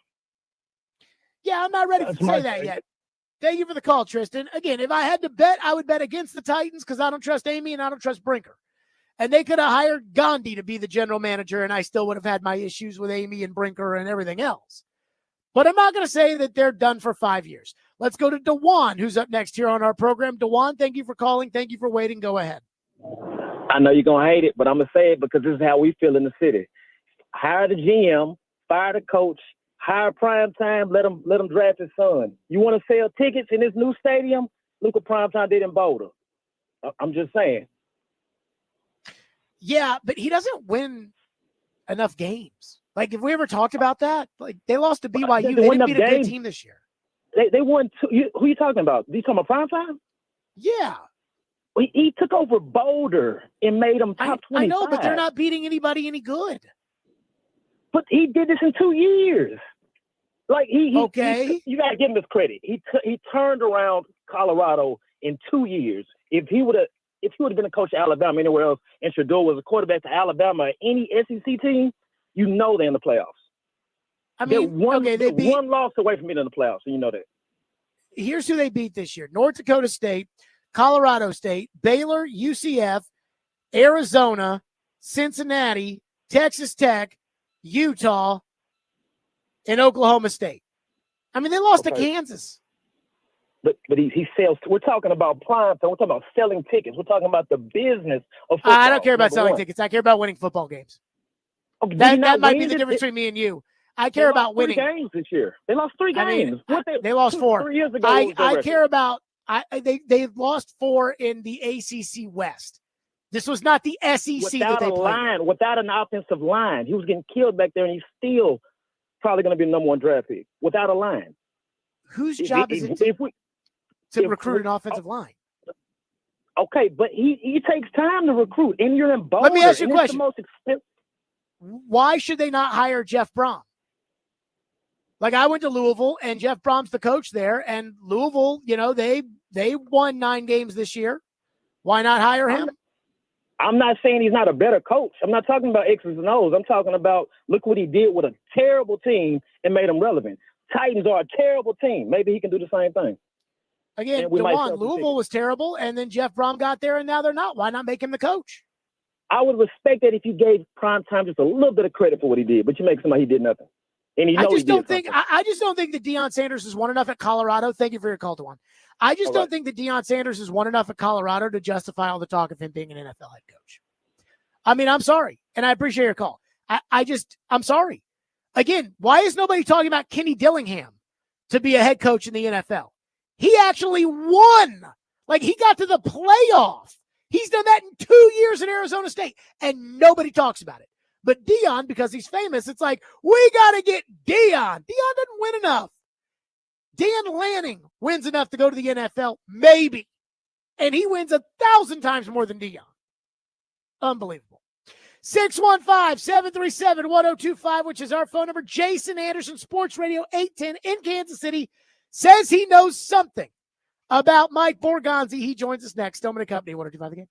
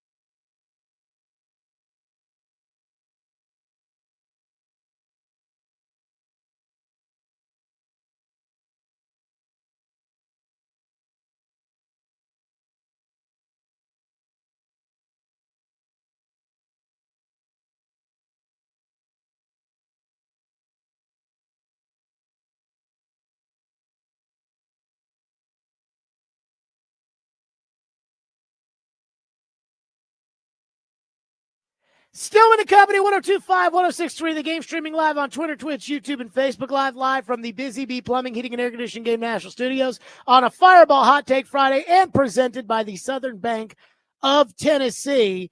Again, the news today, quote, Titans haven't offered a contract yet, but plan to try to hire Mike Borgonzi, according to Adam Schefter, the Chiefs' assistant general manager, to be the next general manager of the Titans. Schefter said the two sides haven't started negotiations yet, but both sides want to get a deal done if they can, per sources. That sounds fishy, for whatever that's worth. But again, I don't know Mike Borgonzi from a jar of Vicks, and I think it is irresponsible to assume that everything the Chiefs have done is because of Mike Borgonzi, which a lot of fans always do whenever a coach gets hired or whenever a personnel guy gets hired. So I texted Jason Anderson, Sports Radio 810 in Kansas City. We worked together in Louisville for years. Good friend, comes on the program from time to time. I texted Jason. I said, Jason, do you know anything about Mike Borgonzi? He said yes. He joins us now on the program. So let's start right off the top, Jason. What do you know about Mike Borgonzi and what he's done in Kansas City? Well, he's been a big role for the Kansas City Chiefs in building this particular team and this dynasty. Look, I mean, obviously, Andy Reid, Patrick Mahomes, the players that are on the team have a big say in the dynasty, and Brett Veach is the GM, who I think is one of the best GMs in the NFL. But Mike Borgonzi, oddly enough, has been right there along the way with Brett Veach. I mean, they shared an office together when they were on the scouting side. They both moved up together when John Dorsey was let go after the 2017 season or 2017 draft. They promoted Brett Veach. But Mike Borgonzi was one of the people they were talking about that was in the running for the GM job at the time. He and Brett Veach have been working together since that time. 2021, Borgonzi was elevated to assistant general manager. He's been a big part of the draft. You know, when the draft happens, you hear the GM, you hear the assistant GM, you hear the area scouts. They all weigh in on the certain players. And Mike Borgonzi, you know, has been that guy. So there are really four guys that it's looked like that have been, five guys, I should say, that have been a part of the Chiefs front office organization that has been a huge and integral part of building this dynasty. Obviously, it starts with Brett Veach, but Ryan Poles was right there, and he's with the Chicago Bears. Brant Tillis was right there, and he's now with the Carolina Panthers last year. Two other guys, Borgonzi, his right-hand man, and Chris Shea, who's just below Borgonzi. Those are the guys that sort of together were able to you know, build what has been for the Kansas City Chiefs.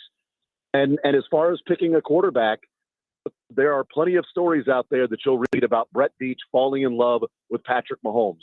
And that is true. Brett Veach was the first person in the Chiefs organization when he was below John Dorsey, who was the GM, that said, this guy's different. You have to watch this guy. I'm telling you, it's the best prospect I have ever seen in college. And to the point to where Andy Reid had to tell him, stop, enough. I don't want to hear about Patrick freaking Mahomes anymore in these meetings. But he shared the office with Borgonzi. Borgonzi was right there with him. Borgonzi saw the same things that he did. And when they drafted Mahomes, Borgonzi said, so many people are focusing on the red flags. But when you watch him play, there's something there that is just natural. That's it. He makes plays. It's rare. There's magic. He has a feel for the game that people aren't seeing. That's Veach and Borgonzi that we're seeing that with Patrick Mahomes, that we're overlooking the red flags and seeing what the future could be with Mahomes.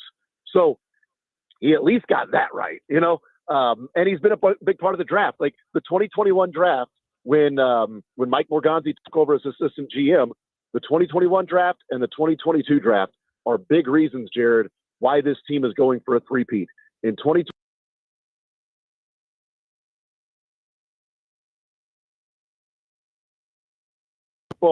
and they got Nick Bolton, one of the best linebackers, who's going to be a free agent.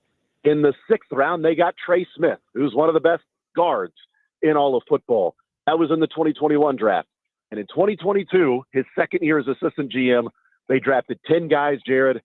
7 of them are starting tomorrow against the Texans.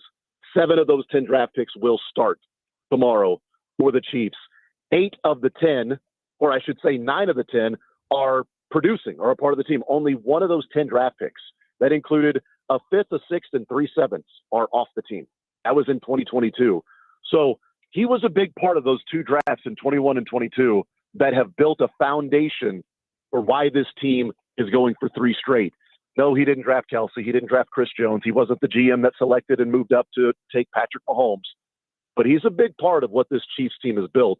And I should say Brett Veach also gave him his props in his working with Lee Steinberg in developing the Patrick Mahomes contract that has been such a difference maker for this team, for them to be able to have so much maneuverability and versatility with the salary cap because of what they did with Patrick Mahomes' contract. And Brett Veach talks about what Mike Borgonzi did with that.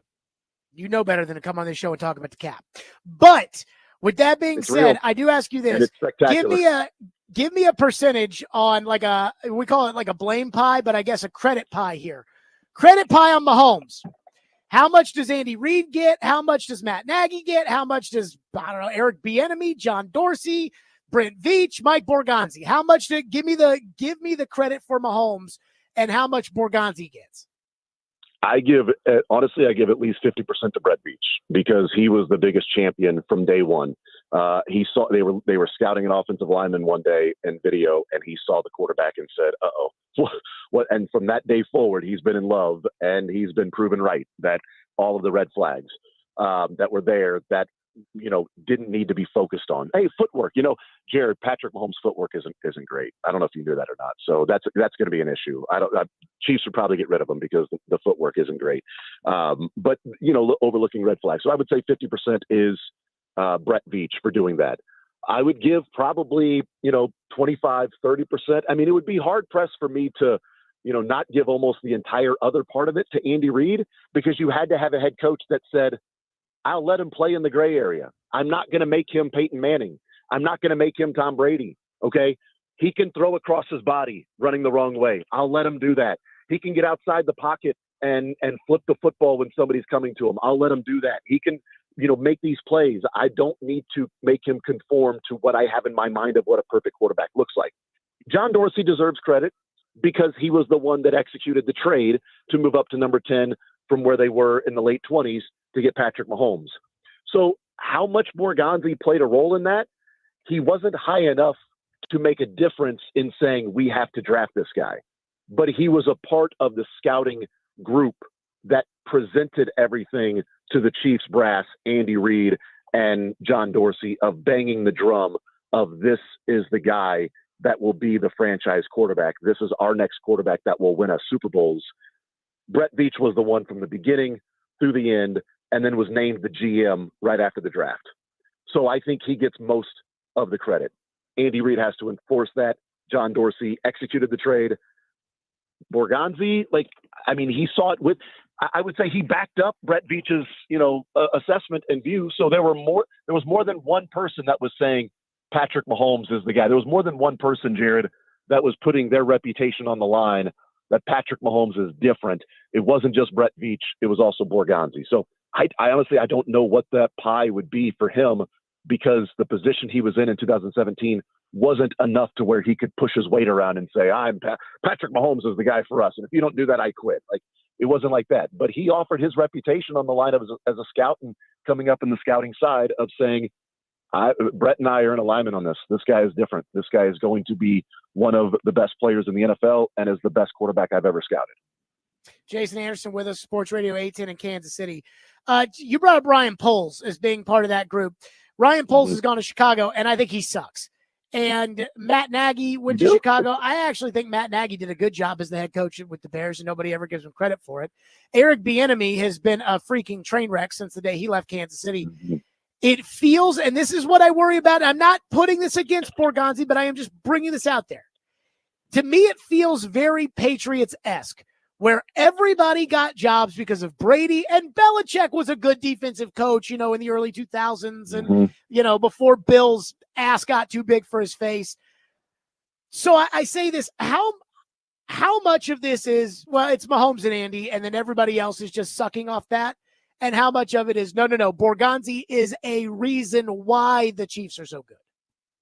I think it is an absolutely fair question. I think it's a fair question to wonder that when Ryan Poles goes to Chicago and people have felt like he has failed in his rebuilding of that organization, I understand why people would say, okay, and Brant Tillis has only been in Carolina for 1 year. Although this 1 year has been better, so I mean that certainly is something to show for that. John Dorsey's been around. I mean, I think John Dorsey's pretty good at scouting and understanding what is going to make an NFL player. I think he's terrible with the cap, so it'd be perfect for you. Cavs Jared, fake. Why does John Dorsey, by the way, not get more credit for the fact that he was the general manager when they drafted Patrick Mahomes? Because because the story,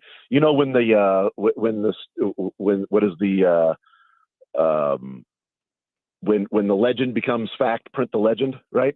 So yeah. That's kind of what it is. The legend is so much of Brett Veach, which is true. But again, that's why I give John Dorsey credit. He had to execute the trade. He was the GM. He could have just said, no, we're going to take somebody else. We're moving up to take a linebacker. We've got Alex Smith. We've been in the playoffs 3 straight years. We've been to the divisional round, 2 of the last 3 years. What are you talking about? We've got this guy. Okay, we're good. I think he should deserve more credit because he also drafted Tyreek Hill, Travis Kelce, and Chris Jones. So John Dorsey also had those on his resume as well. But I think it's a fair question of, is this a Patriots dynasty that is Andy Reid, Patrick Mahomes, and Brett Veach is pretty damn good at his job. How much is Brett Veach, though, lifted by the brains that were in the room together with the 5 of them, with Poles and Tillis and Shea and Borgonzi and Veach? Because the last 2 drafts, quite frankly, haven't been stellar. We'll see how this one turns out. I mean, Xavier Worthy, I think, is a fine pick, and he's getting more and more used. But the 21 and 22 drafts are really what built this dynasty to go along with the stud players, and that was the 5 of them in the room. It is a fair question to ask, and I don't know what Mike Borgonzi is going to be as a GM. I know that he's been around and understands what the culture of a dynasty looks like. He's been around and understands what is the Chiefs' way of going about it, the Patriots' way, but the Chiefs' way of going about it and what's expected in the organization, in the office, how to put those together, the contracts, things like that. I think he's aware of those things. If he can turn the Titans into the next, dynasty, get them to the playoffs more often than not, get them a Super Bowl, I don't have the answer to that, because I think there are a lot of people that look like good coaching or GM candidates that don't turn out to be that particular person. And there are people that they hire that you go, what are you doing? That can turn out to be pretty good.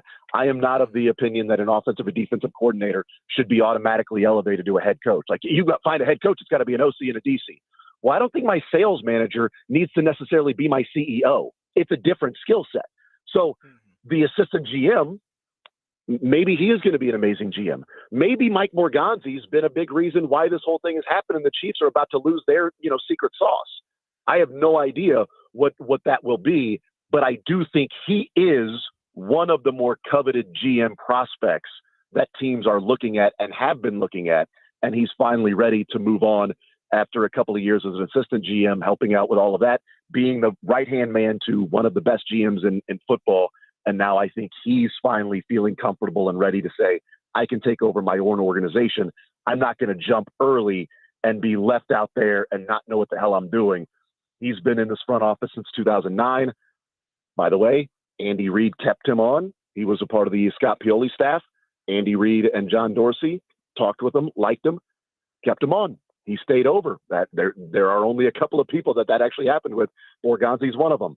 So you've got the stamp of approval and of Andy Reid and working with him. So I think he's a really good GM prospect, just as Ben Johnson might be a really good head coach prospect. Yeah. Is he going to be a great head coach? I don't know. Does he have an offensive line like he does in Detroit and Jahmyr Gibbs and Amon-Ra St. Brown and Jameson Williams? You give him that in Vegas, boy, Ben Johnson might be an amazing head coach. I don't know what he's going to be as an overall head coach, but he's an awesome GM and he's a good GM candidate or good OC, I should say, and a good head coach candidate. That's how I would describe Mike Borgonzi. He's been in the position to where if somebody is going to succeed, he's had all the tools built and been around it to where he can succeed. Will he? That's up to him and the people that he puts around him and how much he is in alignment with the ownership and the head coach, because the Chiefs have the full alignment with owner, GM, head coach, and quarterback. They have all of that, and it's solid, and that's why you have a dynasty in Kansas City. Last one for you. Jason Anderson, Sports Radio 810 in Kansas City is our guest. Anything fishy to you about this? They agree they've picked him to be the GM, and he wants the job, but they haven't started negotiating a contract yet. Don't we normally find out after they're done negotiating a contract? What do you make of that? Yeah, it's interesting. It sounds like to me that, his relationship there in Tennessee is such that, look, I trust to work with you. You know me. I know you. We're going to work this together. We'll get this worked out. And while I'm going through, this Super Bowl run and everything and figuring out whether it's IR or practice squad people, my job here, when the season's over, we'll get it done. So don't hire another GM. I'm your guy. But I'm going to be this assistant GM over the next couple of weeks here in Kansas City, but I am your guy. Okay, Borgonzi, you don't have to take an interview anywhere else. You're our guy. We'll figure out the numbers after that. We both are so committed that the numbers will work out. We'll figure those things out when the time comes. But you're our guy. I'm your guy. Let's make sure it's known. We're good, and that's going to happen. And I So who's I he think going to the Senior Bowl to scout for? Like, let's say the Chiefs go to the Super Bowl, which happens every year. Titans. He'd be going to scout for the Titans. But the contract. I think he's the Titans GM. Okay. I think he's Jason the Titans Anderson? GM right now. Yeah. Jason Anderson, Sports Radio 810 in Kansas City, joining us on the pro. Will we see you in a couple weeks in New Orleans? Yes, you will. Regardless, hopefully you'll see me, and the team I cover will be there too. Well, they're there every year, so that would probably be part of it. Jason, Contrary great stuff. to the rooting interest of every other fan base in the country, I'm hoping the Chiefs are there. Absolutely. Great stuff. Jason, appreciate you, bud. All right, brother. See you, bud. Yep. Oh, okay. So, hey, that was a solid Borgonzi endorsement. We'll get your reaction and my reaction next. 615-737-1025, Stillman & Company, 1025 again.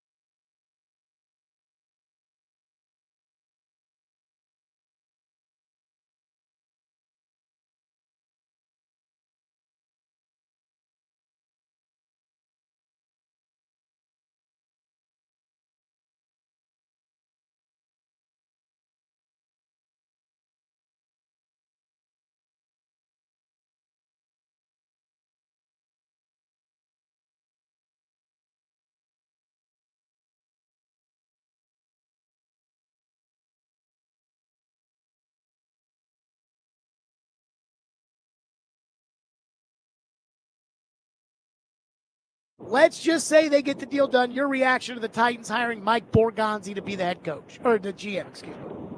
Well, I mean, I think everyone would agree he was one of the very top candidates for any team to be their GM. And, you know, I like the three guys that all came from teams that draft well and develop well. So he was a guy that I thought was a good pick.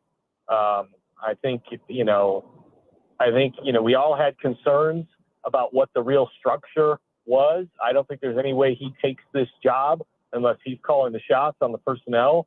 So I think it fortifies that for us, some as well. And I would think for a person like yourself, if you just took it on base value, and said, would you rather have Rand Carthon or would you rather have Mike Borgonzi? I would think you would fall on the Borgonzi ledge. That was Corey Curtis, News 2, joining us earlier today. Let me just say this. If it was, would you rather have Rand Carthon or would you rather have Hank, my 11-month-old pug? I would rather have Hank, my 11-month-old pug, who, by the way, had a little procedure today. He's doing great. He appreciates your prayers, by the way. But, I mean, Jack Stillman is 1 month old, and I'd rather have him be GM than Rand Carthon. So that's not saying much. But I will say this. Jason Anderson is as plugged in Kansas City as you can probably be, and he freaking loves this hire with Mike Borgonzi. And it does sound like, based off of what he said and how I know John Dorsey works people, it does sound like, hey, this guy's kind of a grinder. This guy is kind of a scout first, grinder, ball first, kind of. And I'm willing to accept. Because, again, Brinker's not going to hire somebody that he's going to stab him in the back. Brinker's going to hire somebody that he's going to agree with most of the time, if not all the time. I am willing to say, hey, this guy clearly kept his job after Scott Pioli was there. This guy kept his job. John Dorsey gets let go. He keeps his job. He gets promoted. Clearly, he's doing something in that organization, something that matters. And the Chiefs do draft well. And not only do the Chiefs draft well, but the Chiefs also have good plans. Now, I'm not doing this, we're the Chiefs now. Because, again, the Chiefs are good because of Andy and Mahomes. And Mahomes is good because of Andy. Andy and Mahomes are the new Brady and Belichick. And how many Scott Pioli and Charlie Weiss and Romeo Crennel and Josh McDaniels and Matt Patricia and Joe Judge, how many of those guys exist?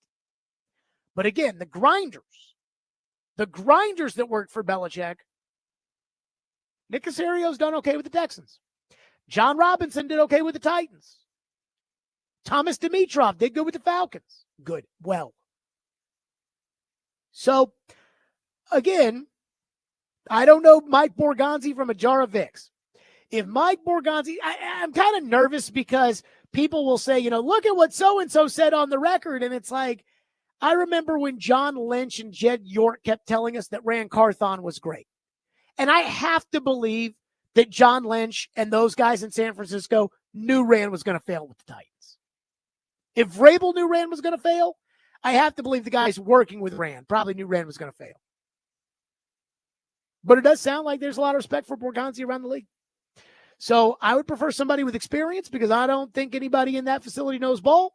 But Jason Anderson made it sound like Mike Borgonzi knows ball, which is at least a good thing. It can't hurt to have somebody in the building that actually knows ball. 615-737-1025, which is the phone number, 615-737-1025. Dylan in Antioch says I was very apathetic about the GM hire, but after hearing from the guy in Kansas City, feel a little ray of hope, which is probably a mistake, but I do feel better, says Dylan there in the program. One texter says he wants the ring to add to his resume on his way out. So I actually think Jason's wrong about the, Borgonzi's going to stay with the Chiefs through the Super Bowl and he's going to go to the I don't think so. Between the Shrine Game and the Senior Bowl and he needs to be the Titans general manager if he's going to be the Titans general manager. I think this is fishy. Chad Forbes put out there on Twitter that, hey, the Jets need to get serious about hiring Mike Borgonzi right now or they'll lose him to the Titans. And that was after Schefter put that report out there, which makes me think, hey, what if Borgonzi really wants the Jets job? And so Borgonzi's putting it out there that, hey, I'm about to take the Titan job, but the ink on the contract's not dry. Something to at least think about. 615-737-1025. If Mike Borgonzi becomes the general manager of the Titans, I have 2 separate predictions that I am going to make right now. We'll do it next. Stillman and Company, 1025, 1063 The Game.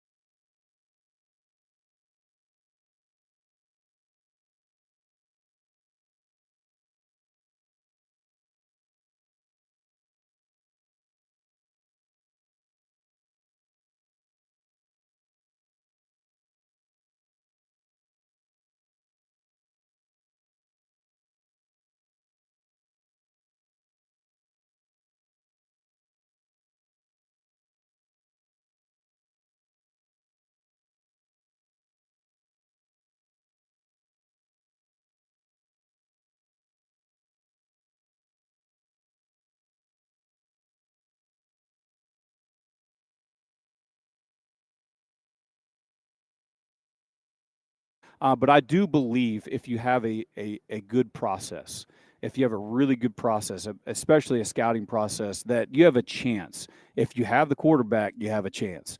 Ron Wolf used to say this in Green Bay. I've heard it. It's been ingrained in me from day one, is if you don't have a quarterback, a high-level one, forget about it. Don't make any plans that you're going to the Super Bowl anytime soon. So that's just the way I was trained. I know it's been done with average to above average quarterbacks. If you have a 85 Bears defense or the Baltimore Ravens defense when they won it, you can do it. And Reggie McKenzie, who I worked with as well, he's one of my mentors in this business. I remember he said, Chad, when you take over an organization, you got to get a winner at quarterback, no doubt. But the fastest way to get competitive as quickly as possible is build a dominant defense. So I think, philosophically, yeah, you build it from the inside out and front to back. That was Chad Brinker last year talking about, you know what I learned in Green Bay? If you don't have a quarterback, you don't have a chance.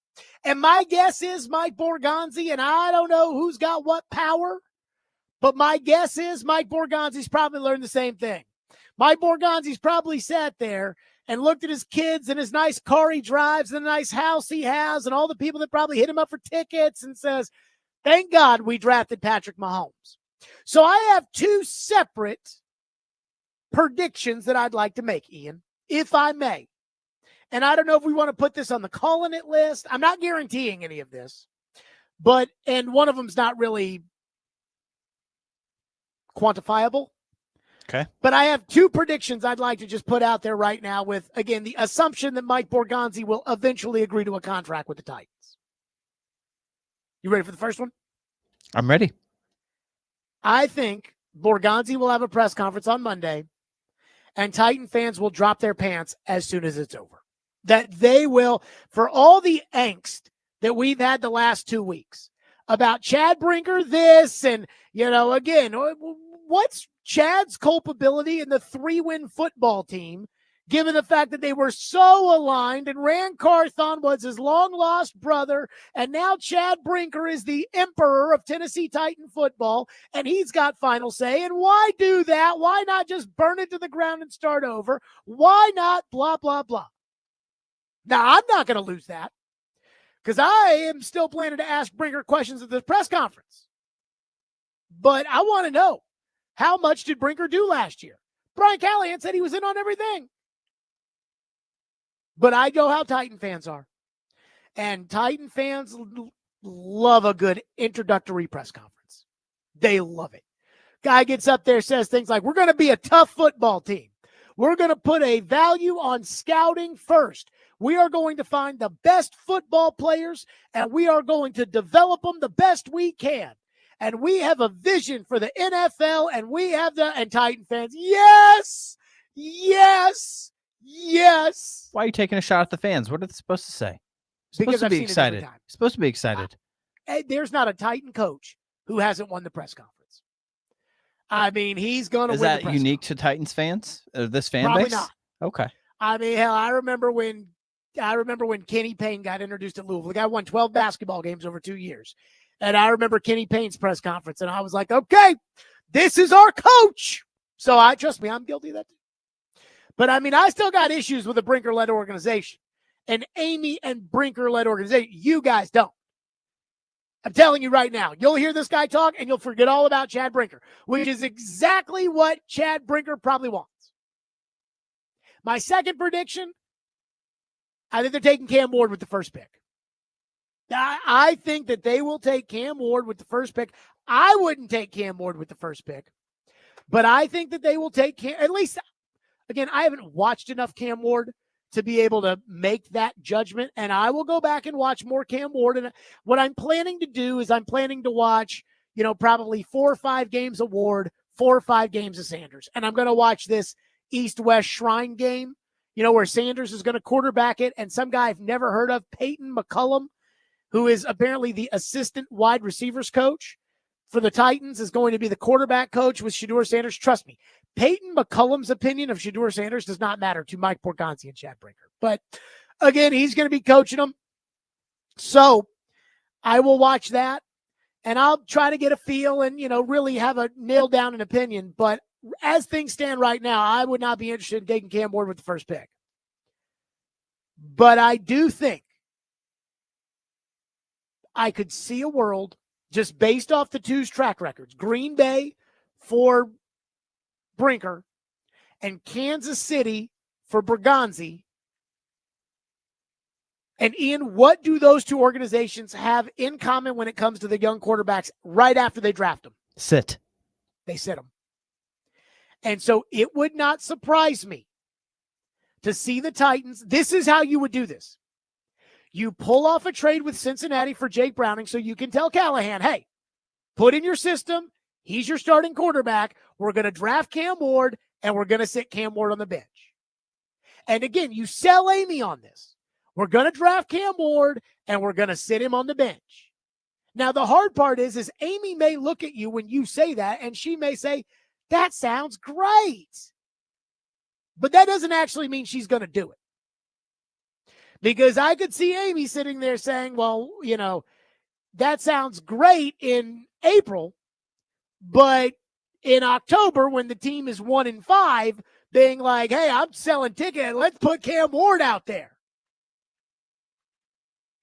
But I do think, again, when it comes to which one of the two guys there's more upside with, it's Ward. You know, Rick Spielman, and I love Rick Spielman. Rick Spielman 2 years ago was asked to rank the quarterbacks that came out of the draft over the last however many years and how he had them graded.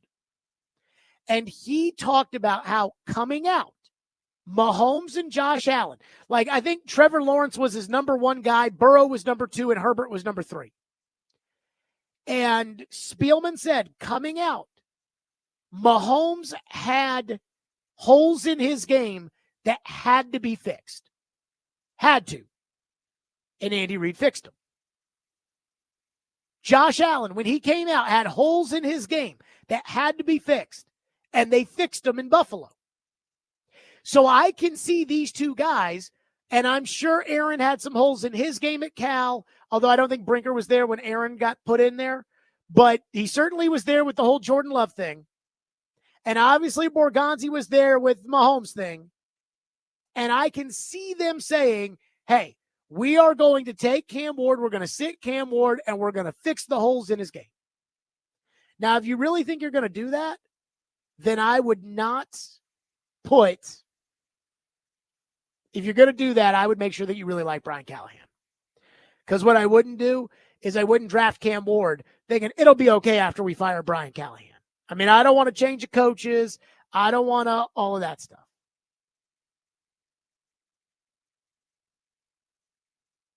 Ooh, Skylar got all mad on the text line.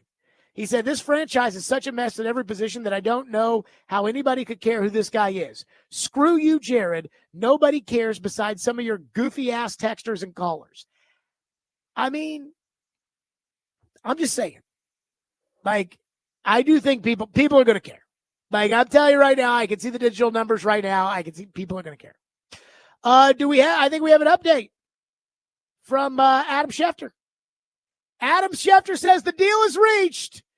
According to Adam Schefter, Titans and former Chiefs assistant general manager Mike Borgonzi now officially have reached an agreement on a 5-year contract, tying him to the Titans through the 2029 season. Per sources, Borgonzi goes from aiming for a three-peat to now holding the draft's number 1 pick. And again, I told you what I think they're going to do with it. I think they're going to draft Cam Ward. And I think they're going to sit Cam Ward on the bench.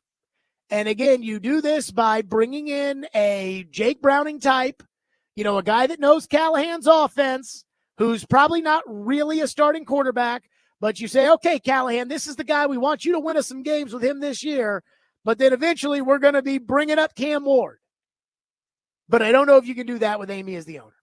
615-737-1025, which is the phone number. There's one thing that we have to be very careful of. Very, very careful. We'll get to that next. Stillman & Company, 102.5, 106 for the game.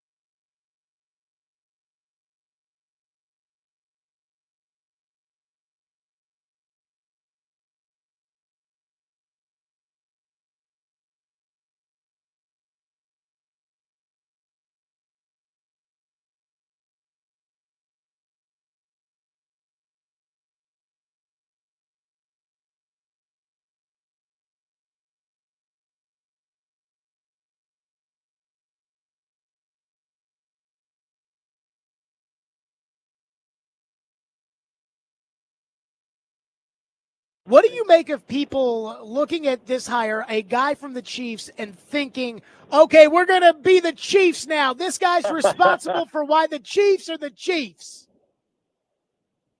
Well, look, the Chiefs have Patrick Mahomes. We all know that. So the Titans won't be the Chiefs until they get Patrick Mahomes.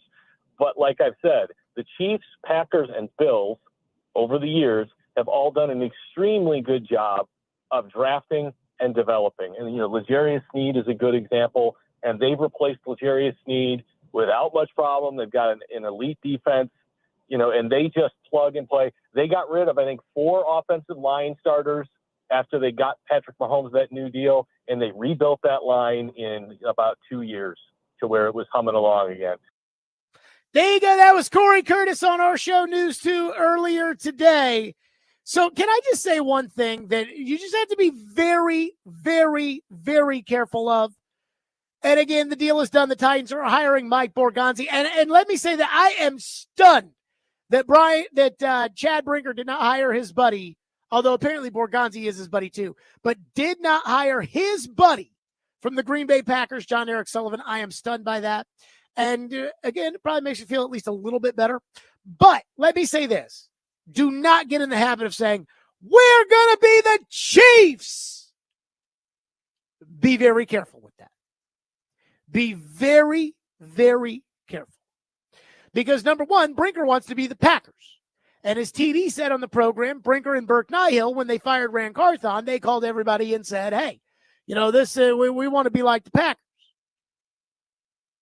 Now, Borgonzi comes from the Chiefs. It's a little bit different. Now, there are some similarities. If you'll remember, Andy Reid came from the Packers when he went to Philadelphia. So there is that kind of connection, all from that Bill Walsh kind of tree. But we do this far too often. You hire a coordinator from a team and you say, we're going to be this team. Last year, we're going to be Cincinnati. Easy. They have Joe Burrow. You don't. The year before that, we're going to be the 49ers with collaboration with Mike Vrabel as the coach. The Titans tried the Patriot way, and the Titans Patriot wayed themselves decently. But in the end, it never really was like the Patriots. They never had Tom Brady at quarterback. And the Patriots, again, it was Brady and a bunch of nobodies. Gronk was good, but the Titans, it was Derrick Henry and A.J. Brown, and I don't ever remember a Derrick Henry on the Patriots. The Patriots were never like, we're going to turn around and run the ball 50 times every single game. So be very careful with we're going to be, because it almost never works out that way. The question has to be this. Is the quarterback they're going to draft, and I think they're going to draft Cam Ward, is the quarterback they're going to draft at 1-1, is he going to develop into a star quarterback? Because that's all that matters. And if he doesn't, then 36 months from now, they'll be looking for new jobs. Phone line driven by WilsonCountyHyundai.com. One texter says, if they draft Cam Ward, I am done with the Titans. Jared, that is not the franchise quarterback that's going to pull us out of this racket. Let's get real. They need to trade back. There isn't a franchise quarterback in this draft, so take a sucker and get all the picks you can to help build for a better quarterback in the next draft. Bridge gap quarterback this upcoming season. Yeah, that's not going to happen. Like, I'm telling you, they're not going to do that. Like, they're not going to tank this year to try to be good next year. Sean says the Titans can still hire John Eric Sullivan, Brinker's buddy from Green Bay, as assistant general manager, since it will be a promotion in title. Now, that would be the Brinker buddy crew. And I would say this. I was talking to somebody, not going to say who, because I don't want to throw them into this. But I was talking to somebody, and I'm like, yeah, this isn't good with Callahan. Like, this is not good for Callahan. Now, it's better for Callahan, in my opinion, than Rand, because I don't think Rand was any good. But, and maybe this guy will be good. Even if the good is to convince Chad Brinker, hey, let's get this guy instead, I think that that's better. But if you're trying to be like the Packers and you're trying to be like the Chiefs, don't know if Callahan's the kind of match and the kind of guy that you want. Whereas if you wanted to be like the Chiefs, or if you wanted the GM and the coach on the same page, and there's a lot of these package deals. Somebody tweeted out earlier today that they think that the reason why the Jets are interviewing everybody for their GM spot is because basically they're going to take whoever Aaron Glenn wants to be that guy. And I don't know that, but that's, again, kind of what the scuttlebutt was. So when it comes to Borgonzi, does he really want Brian Callahan? And then again, how much say does he have? Again, I asked Corey Curtis earlier today, I said, who is going to be making the number one pick? Is it going to be Chad Brinker? Is it going to be Mike Borgonzi? And Corey does not think that Mike Borgonzi takes the job if he does not have final say over the 53. Now, he's got to be asked in the press conference, who has final say on the 53? He's got to be asked that. And then he'll probably do what Vrabel did the other day, which is give a long-winded bullcrap answer that doesn't say me, but basically says me. One texter says, Jared, what are the chances of him taking Shedeur instead of Cam? TD says Shedeur fits Callahan's offense.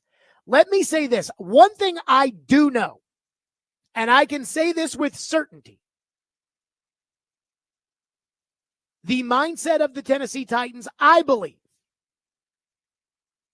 is to not worry about which quarterback fits a scheme better, but to draft the best quarterback, if they were to draft a quarterback, to draft the best quarterback and then have the scheme that they end up running fit that quarterback.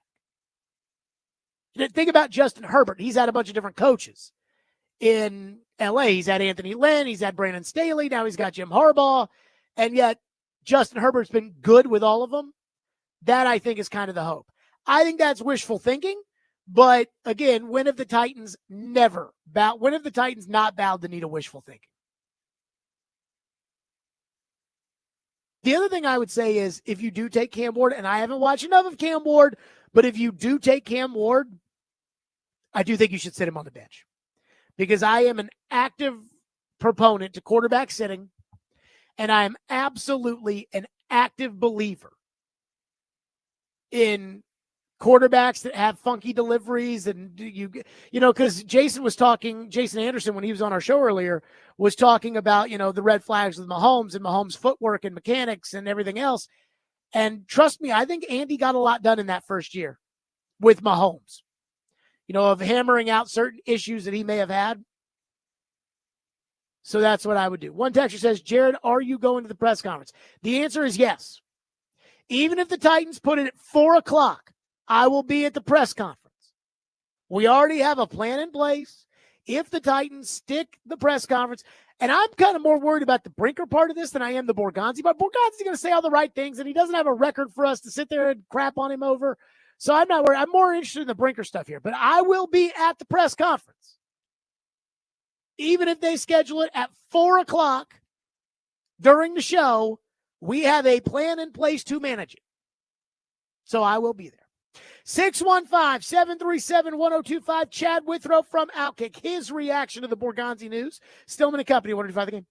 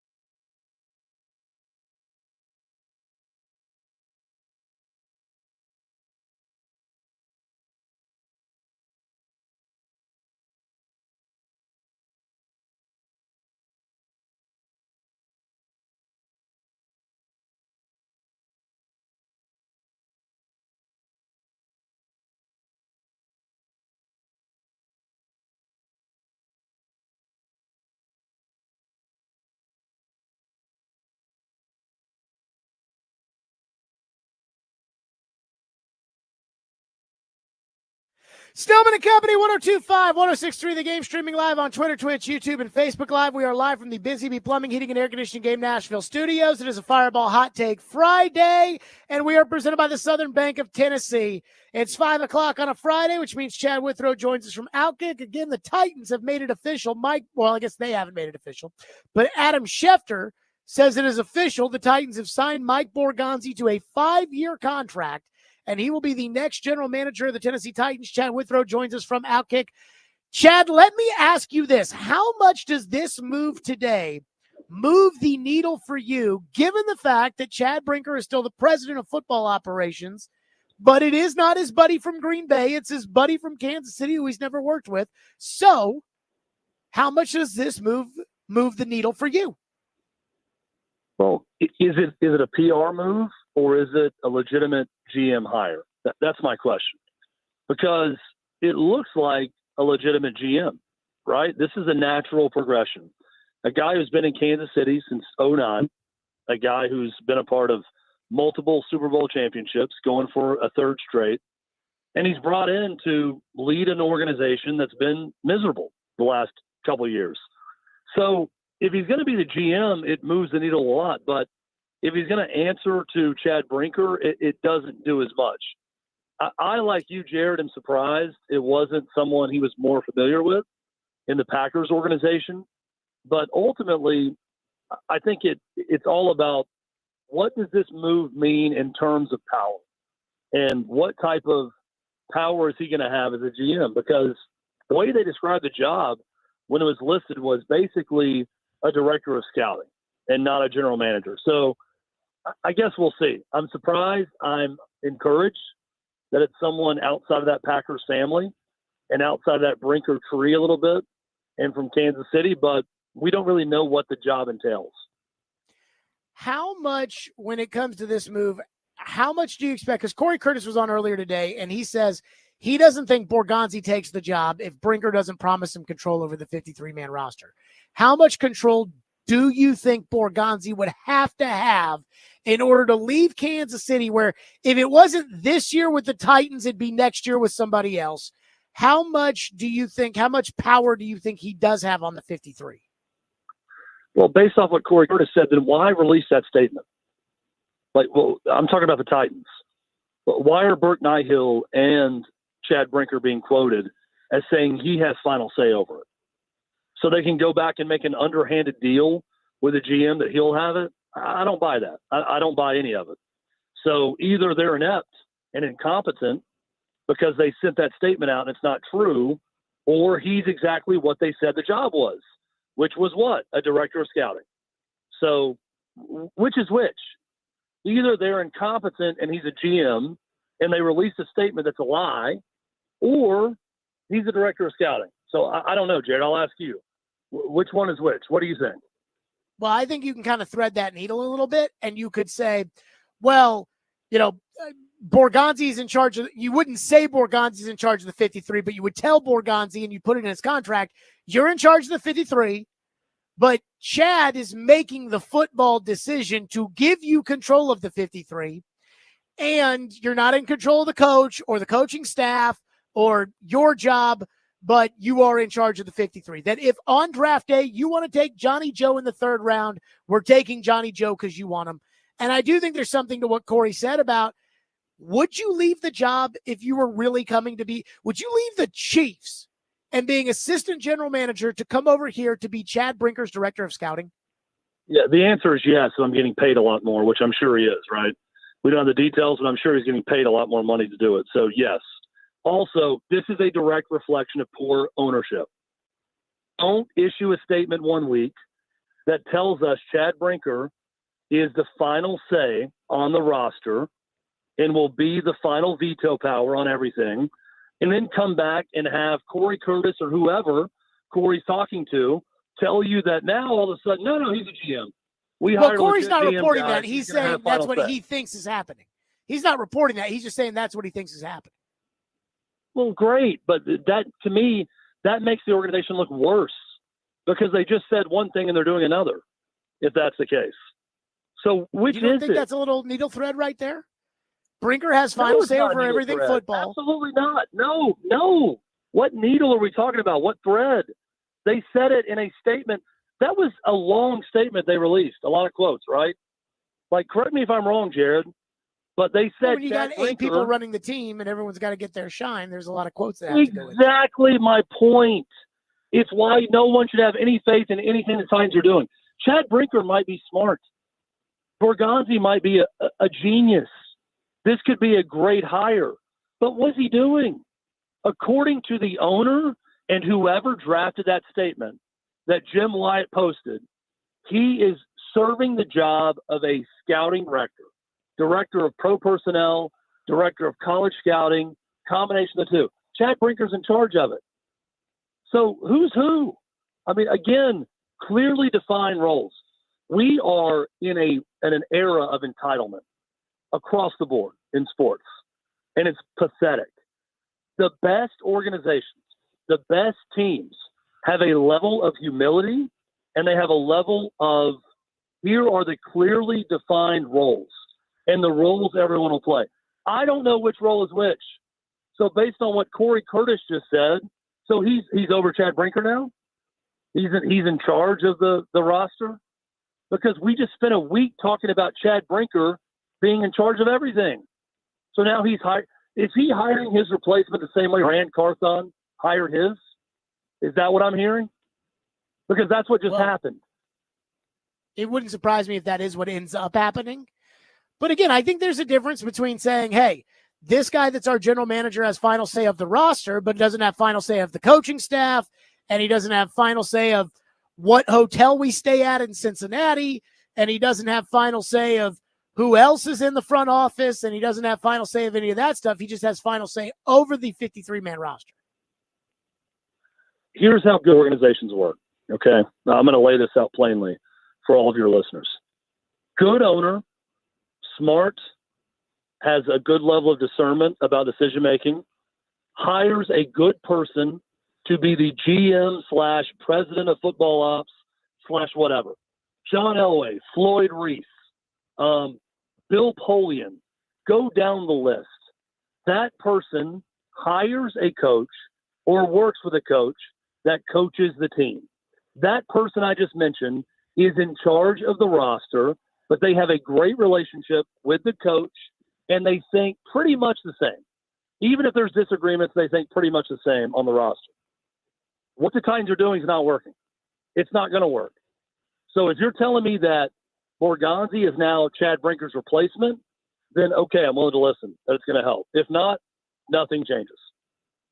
So with that being said, what do you make of this for Brian Callahan? And if you were in charge of the Titans and you had hired Mike Borgonzi, would you let Mike Borgonzi pick a coach that he knows he can work with, or would you make Callahan and Borgonzi see eye to eye? Which it sounds like they're going to make Callahan and Borgonzi see eye to eye, but what would you do?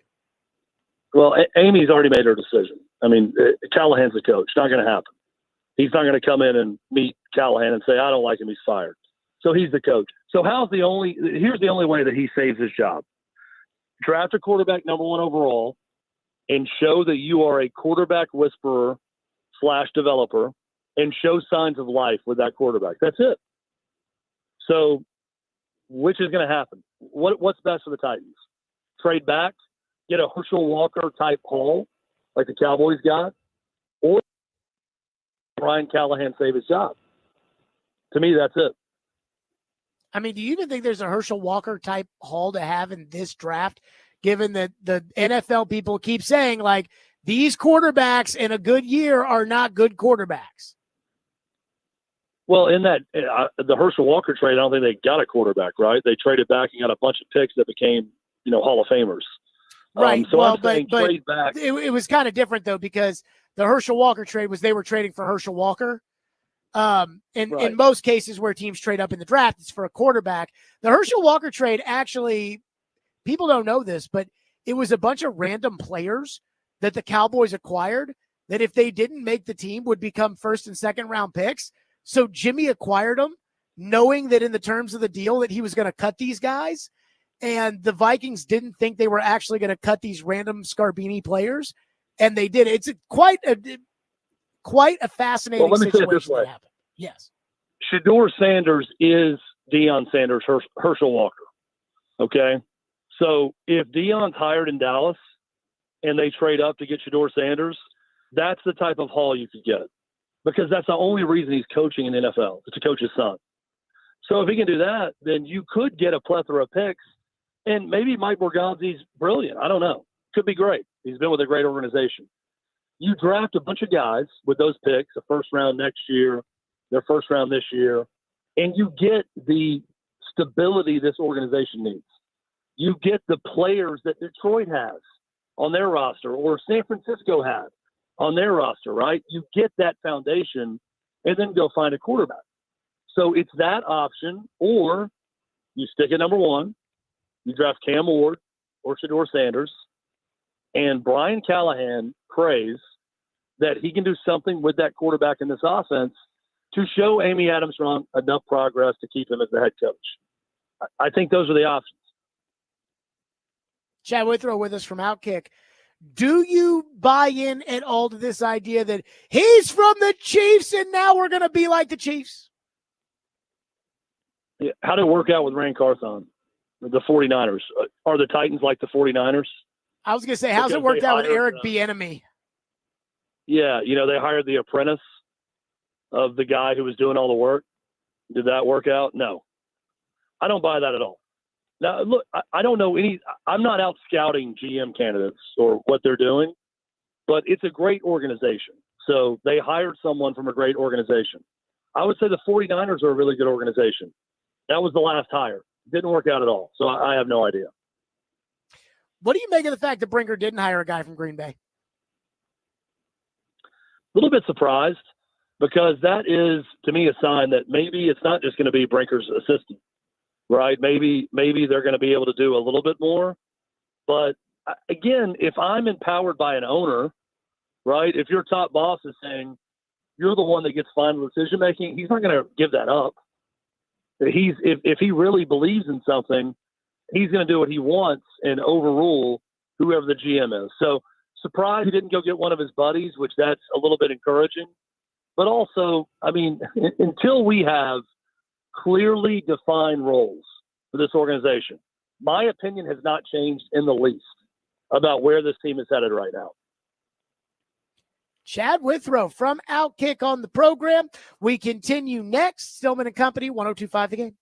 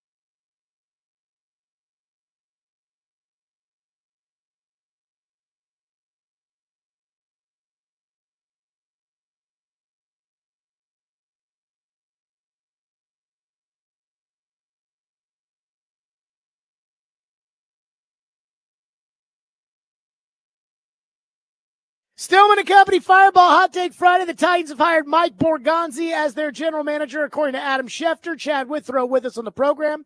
Chad, it is time to go to the hot seat unless you have a thought. I am ready for the hot seat. Number one, I have two predictions. We'll start with my first prediction. Prediction number one, Titans fans will love Mike Borgonzi after his press conference next week. True or false? Totally true. They will be sold. They'll be ready to go. I don't think they will have learned anything from what recently happened. And I do think Mike Borgonzi will be just fine in that opening press conference and probably acquit himself well. So totally true. Fans want to believe. I get it. It's a passionate thing. Fans are fans for a reason. I don't dislike fans at all. You want to have some belief and some faith. And maybe Mike Borgonzi will give you some. I will just personally, myself, I would take a beat until it feels like this is a grown-up, well-functioning organization that makes decision with an org chart in mind and some level of hierarchy, which I just still am not seeing right now. I just hope the media is harder, the questions, and I'll be there and asking questions. I hope they're more for Brinker than they are for Borgonzi. Borgonzi, there's nothing to hold Borgonzi accountable to. It's not like, hey, you said this last year, Borgonzi. What? I mean, it sounds like bullcrap now. There is that with Brinker. So I have to me, my questions are for Brinker next week, not for Borgonzi. But I have a feeling it'll all be like, what did you learn from Andy Reid? You know, that kind of stuff. Yeah, I mean, you're probably going to get similar responses to another well-talked-about interview earlier this week on a station from Chad Brinker if you ask him tough questions. You'll probably get close to nothing. Prediction number two, the Titans will take Cam Ward at 1-1 and sit him on the bench like they do with the quarterbacks in Green Bay and Kansas City. Whew. I don't think so. I think if they draft Cam Ward, he's the quarterback. I think it's going to be sink or swim, and they're going to play him like Caleb Williams. If he's the number one overall pick, because Cam Ward, if you draft him, you're not trading back. He's number one overall. I think he's your quarterback. So, no, I think that it's going to be a play him situation for the Titans. Just because that's what they did in Kansas City when Borgonzi was there, or that's what Chad Brinker has done in Green Bay, doesn't necessarily mean he's going to do the same thing in Nashville. So, no, I think Cam Ward's your starter game one. Number three, if it was your career on the line, which quarterback would you pick to be better in the NFL, Cam Ward or Shedeur Sanders? You know, I would pick if I'm two different answers, okay? If I'm just me, Chad Withrow, generic NFL coach, I'd take Cam Ward. If I am Brian Callahan, I think Shedeur Sanders kind of fits a little bit more what he does, honestly. So I'd probably go that route. But if I'm just going generic, any team, I think Cam Ward is the better prospect. I say this not knowing about any of the pre-draft process or anything else that's going to go on in the future, but Brian Callahan should take Shedeur Sanders. I think any other team or most other teams would take Cam Ward. Why the big difference between the two for Callahan specifically? Say that one more time. Why the difference for Callahan specifically? I think Shedeur Sanders is he is a better timing guy at times. I think the mid-range game with him is a little bit better. So that is what Brian Callahan is best at. It's a very specific offense that requires on everyone being linked up and timed perfectly. Shedeur Sanders did a lot of stuff on his own because he had a bad offensive line. Cam Ward, I think, sort of relies on that. He hangs the pocket a little bit too long because he's trying to make his own thing happen. And he's got great arm talent. But with what Callahan wants to do, I do think Shedeur Sanders would fit that a little bit better. That would then take me to how important is it that how important is Callahan in all this? Brinker didn't want him around. Borgonzi has no tie to him. And it's like, well, we like Ward more, but he, Sanders fits better for him, but we might fire him in a year anyways. So screwed up. Well, this is why, by the way, you clean house. You one or the other. This was our segment last week, Jared. about this, but you either keep everyone or just get rid of everyone. Yeah, and let me Because say this now to we're that in point, this- Chad. Let me say this. If they had fired Brinker and they had fired Callahan and they had hired Borgonzi today, and it's, Mike Borgonzi is the general manager of the Tennessee Titans and he is in charge, I'd be okay with it. Well, I'm a lot more positive about the future because there's clear direction and leadership. If that's the case, if Borgonzi's in charge of it, now he goes hires a head coach. Could be Ben Johnson, could be any number of coaches, could be Kellen Moore. I don't know, but at least then you're starting from scratch with a new direction and new vision. The Titans last week split the baby in half again, so now different motivations. Brian Callahan wants to stay a head coach in the NFL. So the best thing for him is to draft a quarterback at number one, show progress to that quarterback, and then move forward and be the head coach again. May not be the best thing for the Titans or the organization to do that. The best thing may be to trade back and get more pieces because this roster needs a lot right now. So, again, that's just the problem with splitting this thing in half once again is you create this system of dual allegiances to your job, to the team, to the quarterback position that I don't think is healthy for anyone. No one's aligned. Alignment is a big thing. We hear about it all the time in college. Chancellor, AD, coach, aligned. Things are going well. I don't sense the alignment right now with the Titans.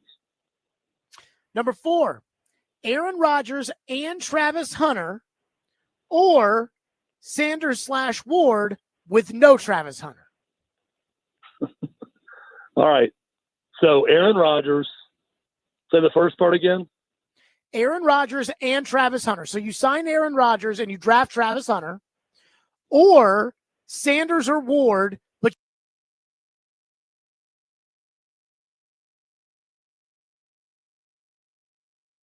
I miss my days in local sports talk radio for questions, hypotheticals like this right here.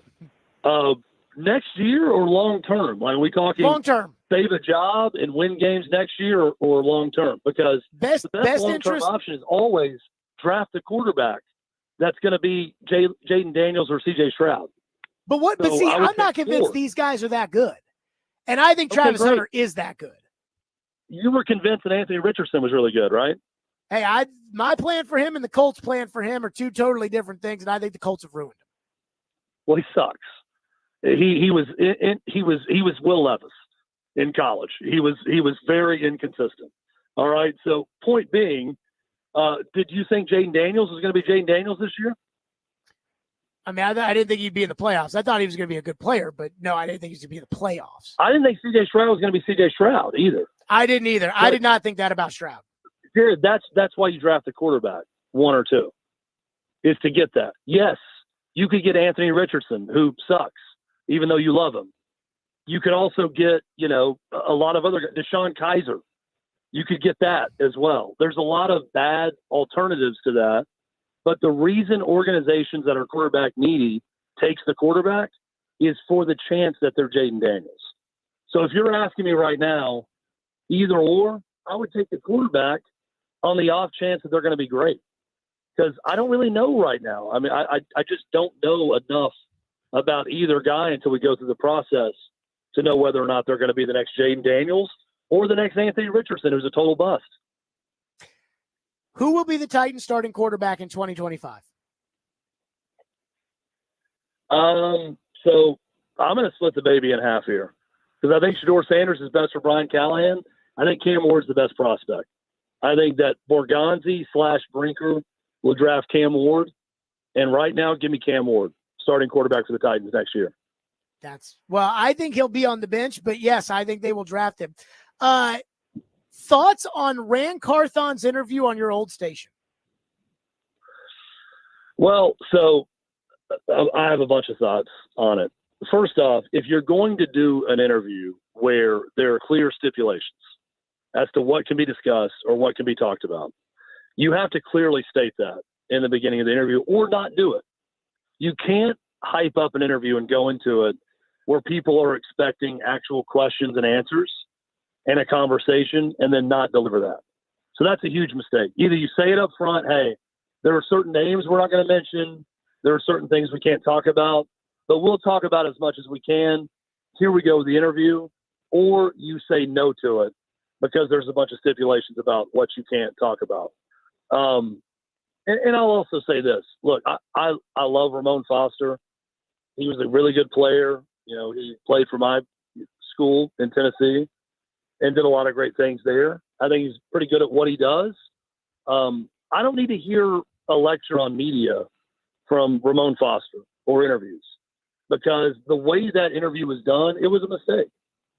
I think anyone in media would tell you that. I'm not saying this a spiteful way at all. It was a mistake. You really can't defend a lot of it. You either clearly state this is a guy who's not going to say a lot because of an NDA or a non-disparagement agreement, by the way, which I've signed one of those before too, so I get it, or you don't have them on because the expectation versus the way it was delivered was way off, and it was a mistake. And it's fine to own it. It's fine to have some humor in it and make some fun of it. But I think everyone, you know, a few years from now, maybe with some clarity, will realize it was not good. Next one. How likely is Deion Sanders to bolt for the NFL? I think 100% if he's offered. I think if he's told the plan is to trade up to get Shedeur Sanders, and it's going to happen, he will leave Colorado for the Cowboys. If he's not given those assurances, I think he stays. I can't see Jerry paying the $8 million to buy him out of Colorado. Yeah, I mean, he traditionally does not do that. So, but how much does he love Deion Sanders? And how much does he think Deion and Shedeur can produce a Super Bowl quickly? Because the only thing working against Jerry Jones right now is, impending death and his age. So he needs to do something quick that's going to change things up. And that's what he wants more than anything. Last one for you. How strongly do you trust Mike Vrabel to develop Drake May? I don't trust Mike Vrabel to do it at all. The hope is that Josh McDaniels and whoever's on his staff can do it. He's not a quarterback developer. I think he's like a Jim Harbaugh, right? Jim Harbaugh was a quarterback, but Jim Harbaugh is also a guy that he's an organizational leader. He's a vibe. Mike Vrabel's a vibe. Mike Vrabel is toughness. He is accountability. He is a certain attitude in the locker room. That's Jim Harbaugh. Mike Vrabel's not going to come in and, hey, here's what you need to be looking at in this third progression if you're a quarterback. He needs to do a better job this go-around of hiring assistants. Didn't do a great job of that with the Titans, although he had good success, and I still argue he should not have been fired. He's got to do a better job of that. It's not going to be on him to develop Drake May. It's going to be on whoever he hires.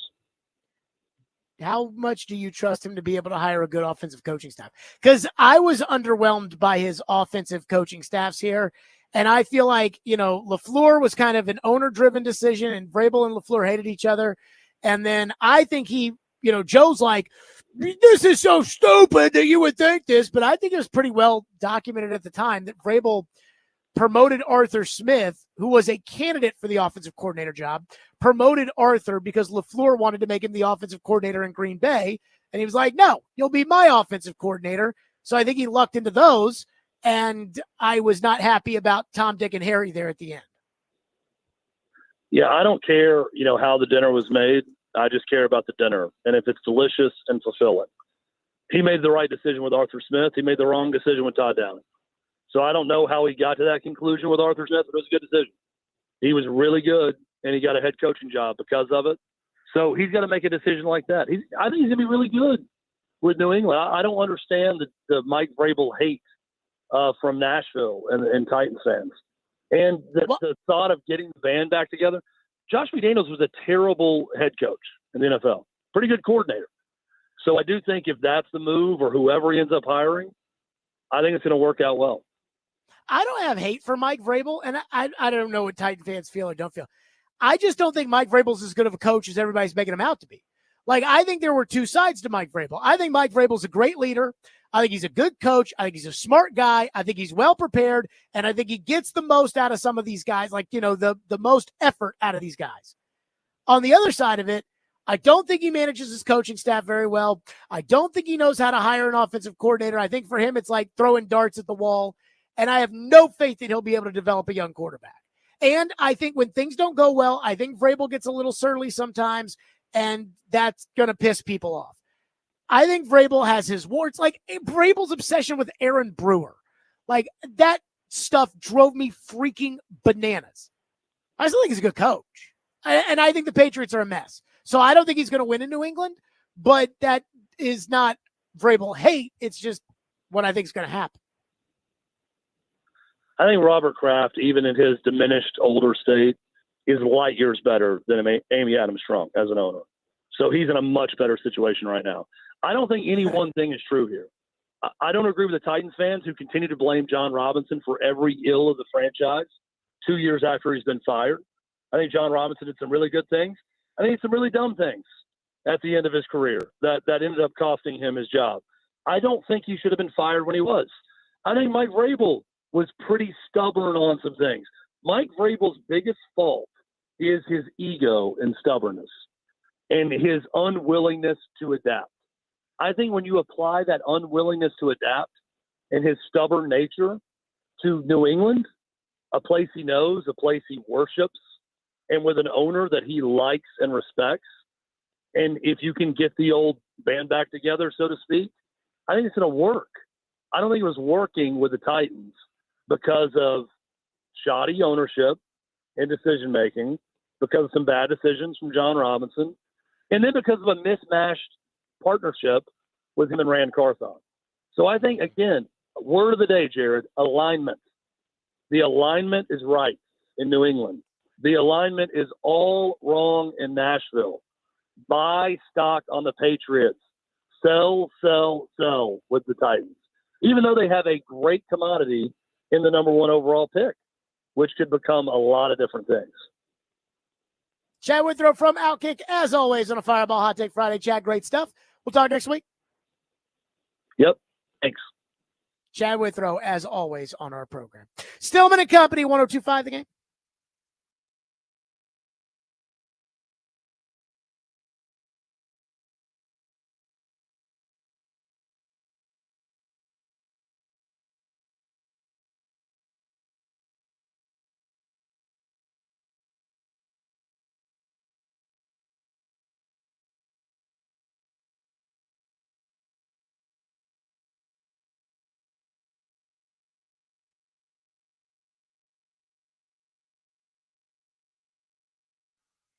Let's talk Fireball Cinnamon Whiskey. That's right. I love Fireball. You get started off with the weekend. We got the in-laws in town, and that means a Fireball Cinnamon Whiskey.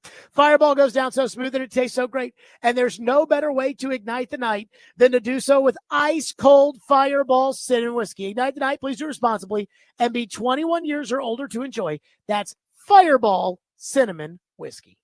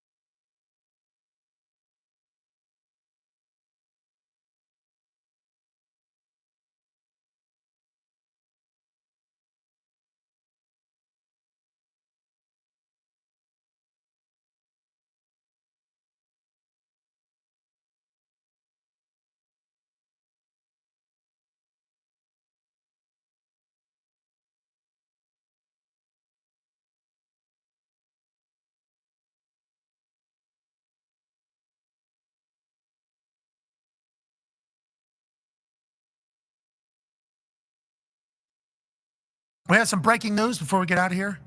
Adam Schefter has tweeted information they told us this morning was potentially coming, but wouldn't say on the show. So he doesn't want to get it wrong. I can't get it wrong. You know, the way he operates. Titans haven't offered a contract yet, but they plan to try to hire, Mike Borgonzi. Mike Big Brain Borgonzi, the Chiefs' assistant general manager, as their new general manager per sources. Haven't offered him a contract, but they're going to try to hire him because he's currently in the middle of a dynasty run, a Super Bowl run with the Kansas City Chiefs. He felt obligated to put this tweet out for some reason. I don't know why, because it obviously they're going to try to, you never hear Schefter saying they're going to try to hire. So let's assume that they think it's close. Maybe it's close to the sides haven't started negotiations yet, but both sides want to get the deal done if they can, per sources. Okay, so Borgonzi said, I'm not focusing on that. We got to win a Super Bowl. But yes, we will. We'll get with that at some point. So Schefter probably felt like other people were potentially going to get that information at some point. I need to report it now. Thought he might have had that by the time we went live. He did not. Now he's got more information, feels good about it. Congrats to Paisan Borgonzi heading down to Nashville. To be the general manager. There you go. That was McAfee earlier today. Ian is now officially official. Oh, fun. The Tennessee Titans have hired Mike Borgonzi as the 15th general manager in franchise history, albeit the first general manager who has to answer to somebody else other than the owner. Borgonzi arrives in Tennessee with 16 years of experience with the Kansas City Chiefs, blah, blah, blah. Quote, Mike's experience speaks for itself. He has been a part of the core team that delivered 4 AFC championships and 3 Super Bowls over the past 5 seasons, said Titans controlling owner Amy Adams-Strunk. It is the type of standard that I want to build here in Tennessee. I know we have a lot of work ahead of us, and I'm excited for Mike to get started. During Mike's 16 years in the, I don't have a Brinker impersonation. Maybe I'll work on it. I don't know.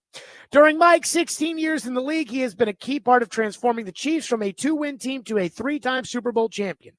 During our meetings, he articulated a clear plan to build a championship standard in Nashville through consistency, discipline, and hard work. I've admired him for many years, and I am thrilled to add him to the team as our general manager. That comes from President of Football Operations, Chad Brinker. Again, here's the truth. Number one, I am shocked that Brinker did not hire somebody from the Packers.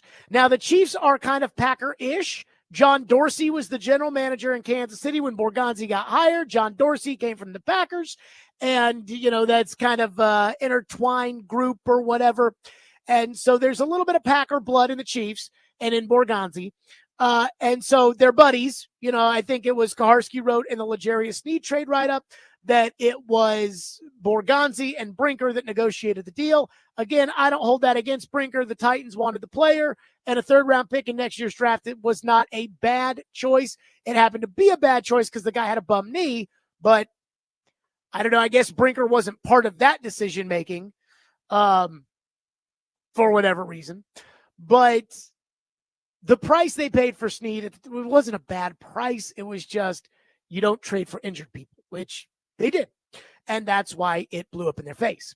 But nobody really knows what Borgonzi did or didn't do in Kansas City. And you won't know until he gets here. And so I'm stunned that Brinker didn't hire a buddy. Be careful with this assumption that you're going to be the Chiefs. This happens all the time. Brian Callahan gets hired. We're going to be the Bengals. You weren't the Bengals. When Will Levis is your quarterback, you ain't going to be the Bengals. Last year, I remember all the questions that Brian Callahan got buried about. Levis this, Levis that. Can Levis beat Joe Burrow? Can he get? Easy now. Number 3, I'm worried about Brian Callahan. I'm not sure where Brian Callahan fits in all of this. And if the Titans had just, and this is so, I actually hope that Corey Curtis is right, and I know Chad Withrow just slammed it. Just slammed it. The idea that Borgonzi got Brinker to give him final say over the 53-man roster. Because Chad's like, Well, wait a minute, but Brinker said he's final decision all things football. Right, but the decision to give Final 53 control to Borgonzi, in theory, could be a football decision that Brinker makes. But I am hopeful that if he does have it, I would not hate this. If Brinker had been fired last week, and again, I'm not rooting for Callahan to be fired because I like Callahan and I hope things go well for him and all of that. But if they had cleaned house and hired Borgonzi and said, he's the guy in charge, I wouldn't hate him. So the hope can be that he's the smart guy in the room and it works for everybody else. But I don't have a huge high hope because, again, I think Amy's going to get her, put her hand in the cookie jar, and Brinker's going to have to throw his power around. And poor Callahan probably doesn't even fit the group anymore, even though the group hired him, including Brinker and Amy. And then finally, I think they're going to take Cam Ward with the first pick. Now, I think they're going to sit Cam Ward on the bench. I think they're going to get a veteran quarterback. Is it Daniel Jones? Is it Mac Jones? Is it Aaron Rodgers? Is it Justin? I don't know. But I think they're going to get a veteran quarterback, and they're going to draft Cam Ward, and they're going to sit Cam Ward on the bench because Mahomes sat on the bench in Kansas City, and because in Green Bay, they always sit the quarterback on the bench. So I believe that they will sit him on the bench. 615-737-1025, which is our phone number, 615-737-1025. Someone says, this is how a 5-year contract looks to Amy Adams Strunk, and it's a 5 upside down. It looks like a 2. I mean, I think Schefter had a tweet with the 5-year contract that said something along the lines of, I think it was something along the lines of, he's tied to the Titans at 2029. I'm like, ugh. I don't know if you've noticed these Titan contracts lately, but in 2022, they signed John Robinson to a contract that I think tied him to like 2026.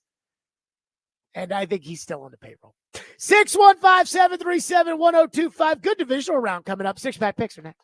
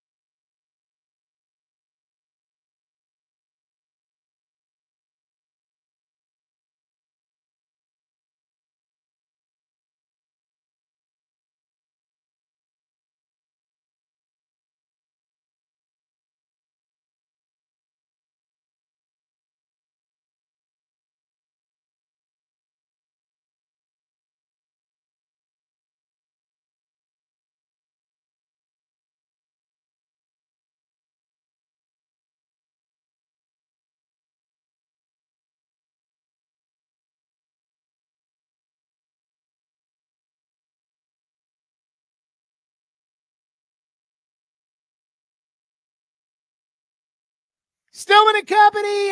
Okay, we have got a lot of good football to get to this weekend. Six-pack picks. Titans have hired Mike Borgonzi as their next general manager. Our conversation with Jason Anderson from Sports Radio 810 in Kansas City. Ian, I believe, will follow us up next. Mm-hmm. Okay, so be listening for that. Tons of great nuggets in there. But it's time for six-pack picks. Ian, I don't think I did very well last week. You did not. 2-4 last week. Uh-oh. And then, Yep, 2-4 last week. So let's see. What did you got Baltimore and you got Buffalo, but you picked the Chargers, you picked Green Bay, you picked Washington, and you picked Minnesota.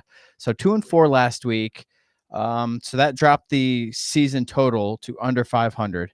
We are now 50, 51, and 2. Oh, by the way, someone in the YouTube chat said, I've only listened to this show for about 2 weeks now, and this show is nothing but horrible takes. Okay, Ian, let's go.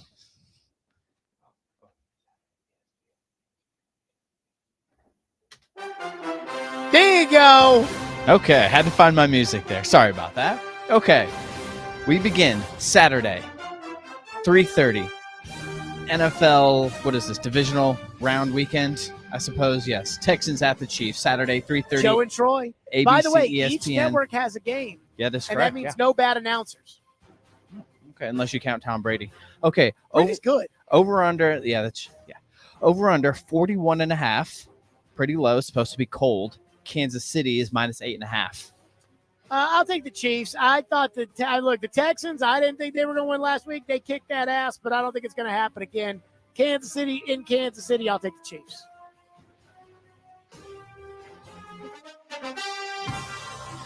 Tom Brady. Saturday night. Not often you get a night game on Fox, but Saturday night, 7 o'clock on Fox. Commanders at the Lions, indoor game. Don't have to worry about the weather in this one, of course. As high over-under as we would expect, 55.5. Detroit, -9.5. Boy, that's a big spread because I was going to say Detroit's going to kill them. That's a big spread. And Washington has a rookie quarterback, but they have a lot of veteran players. I still think Detroit's going to kill them. I'll take the Lions, but boy, that's a big spread. I was hoping it'd be like Lions -4 and I could take them. Nope. 9.5 is a lot. 10 And Washington's got veteran players. Terry McLaurin's a veteran. Bobby Wagner's a veteran. Like Frankie Louvu's a veteran. That team they have veterans, but I'll lay the points. It's a lot to swallow, but I'll do it.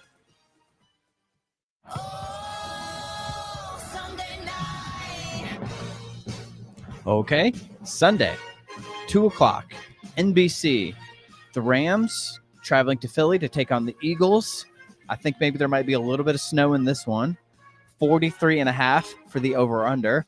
We have Philly -6.5. Gosh, these spreads are huge. I'll take Philly. I think what Sean McVay has done to get the Rams to where they are is very impressive, given Aaron Donald's retirement and everything else. But bad weather from LA into Philly, and Philly is legit. Like, I don't know why my gut told me they were going to lose last week. It wasn't even a game. I'll take Philly.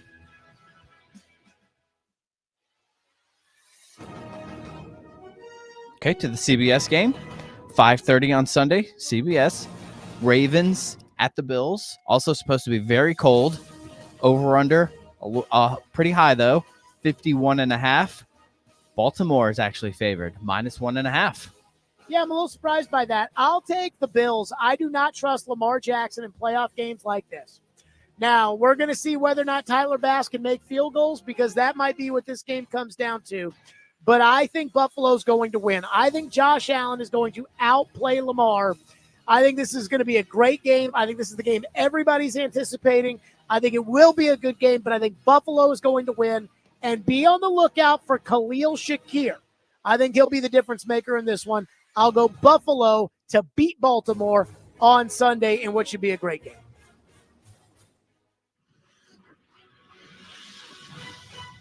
All right. Well, we'll wrap up the picks with our final college football game of the year. 6:30 Monday night on ESPN. You can hear the game also right here on 155 The Game. Ohio State versus Notre Dame. Over under 45.5. Ohio State is -8.5.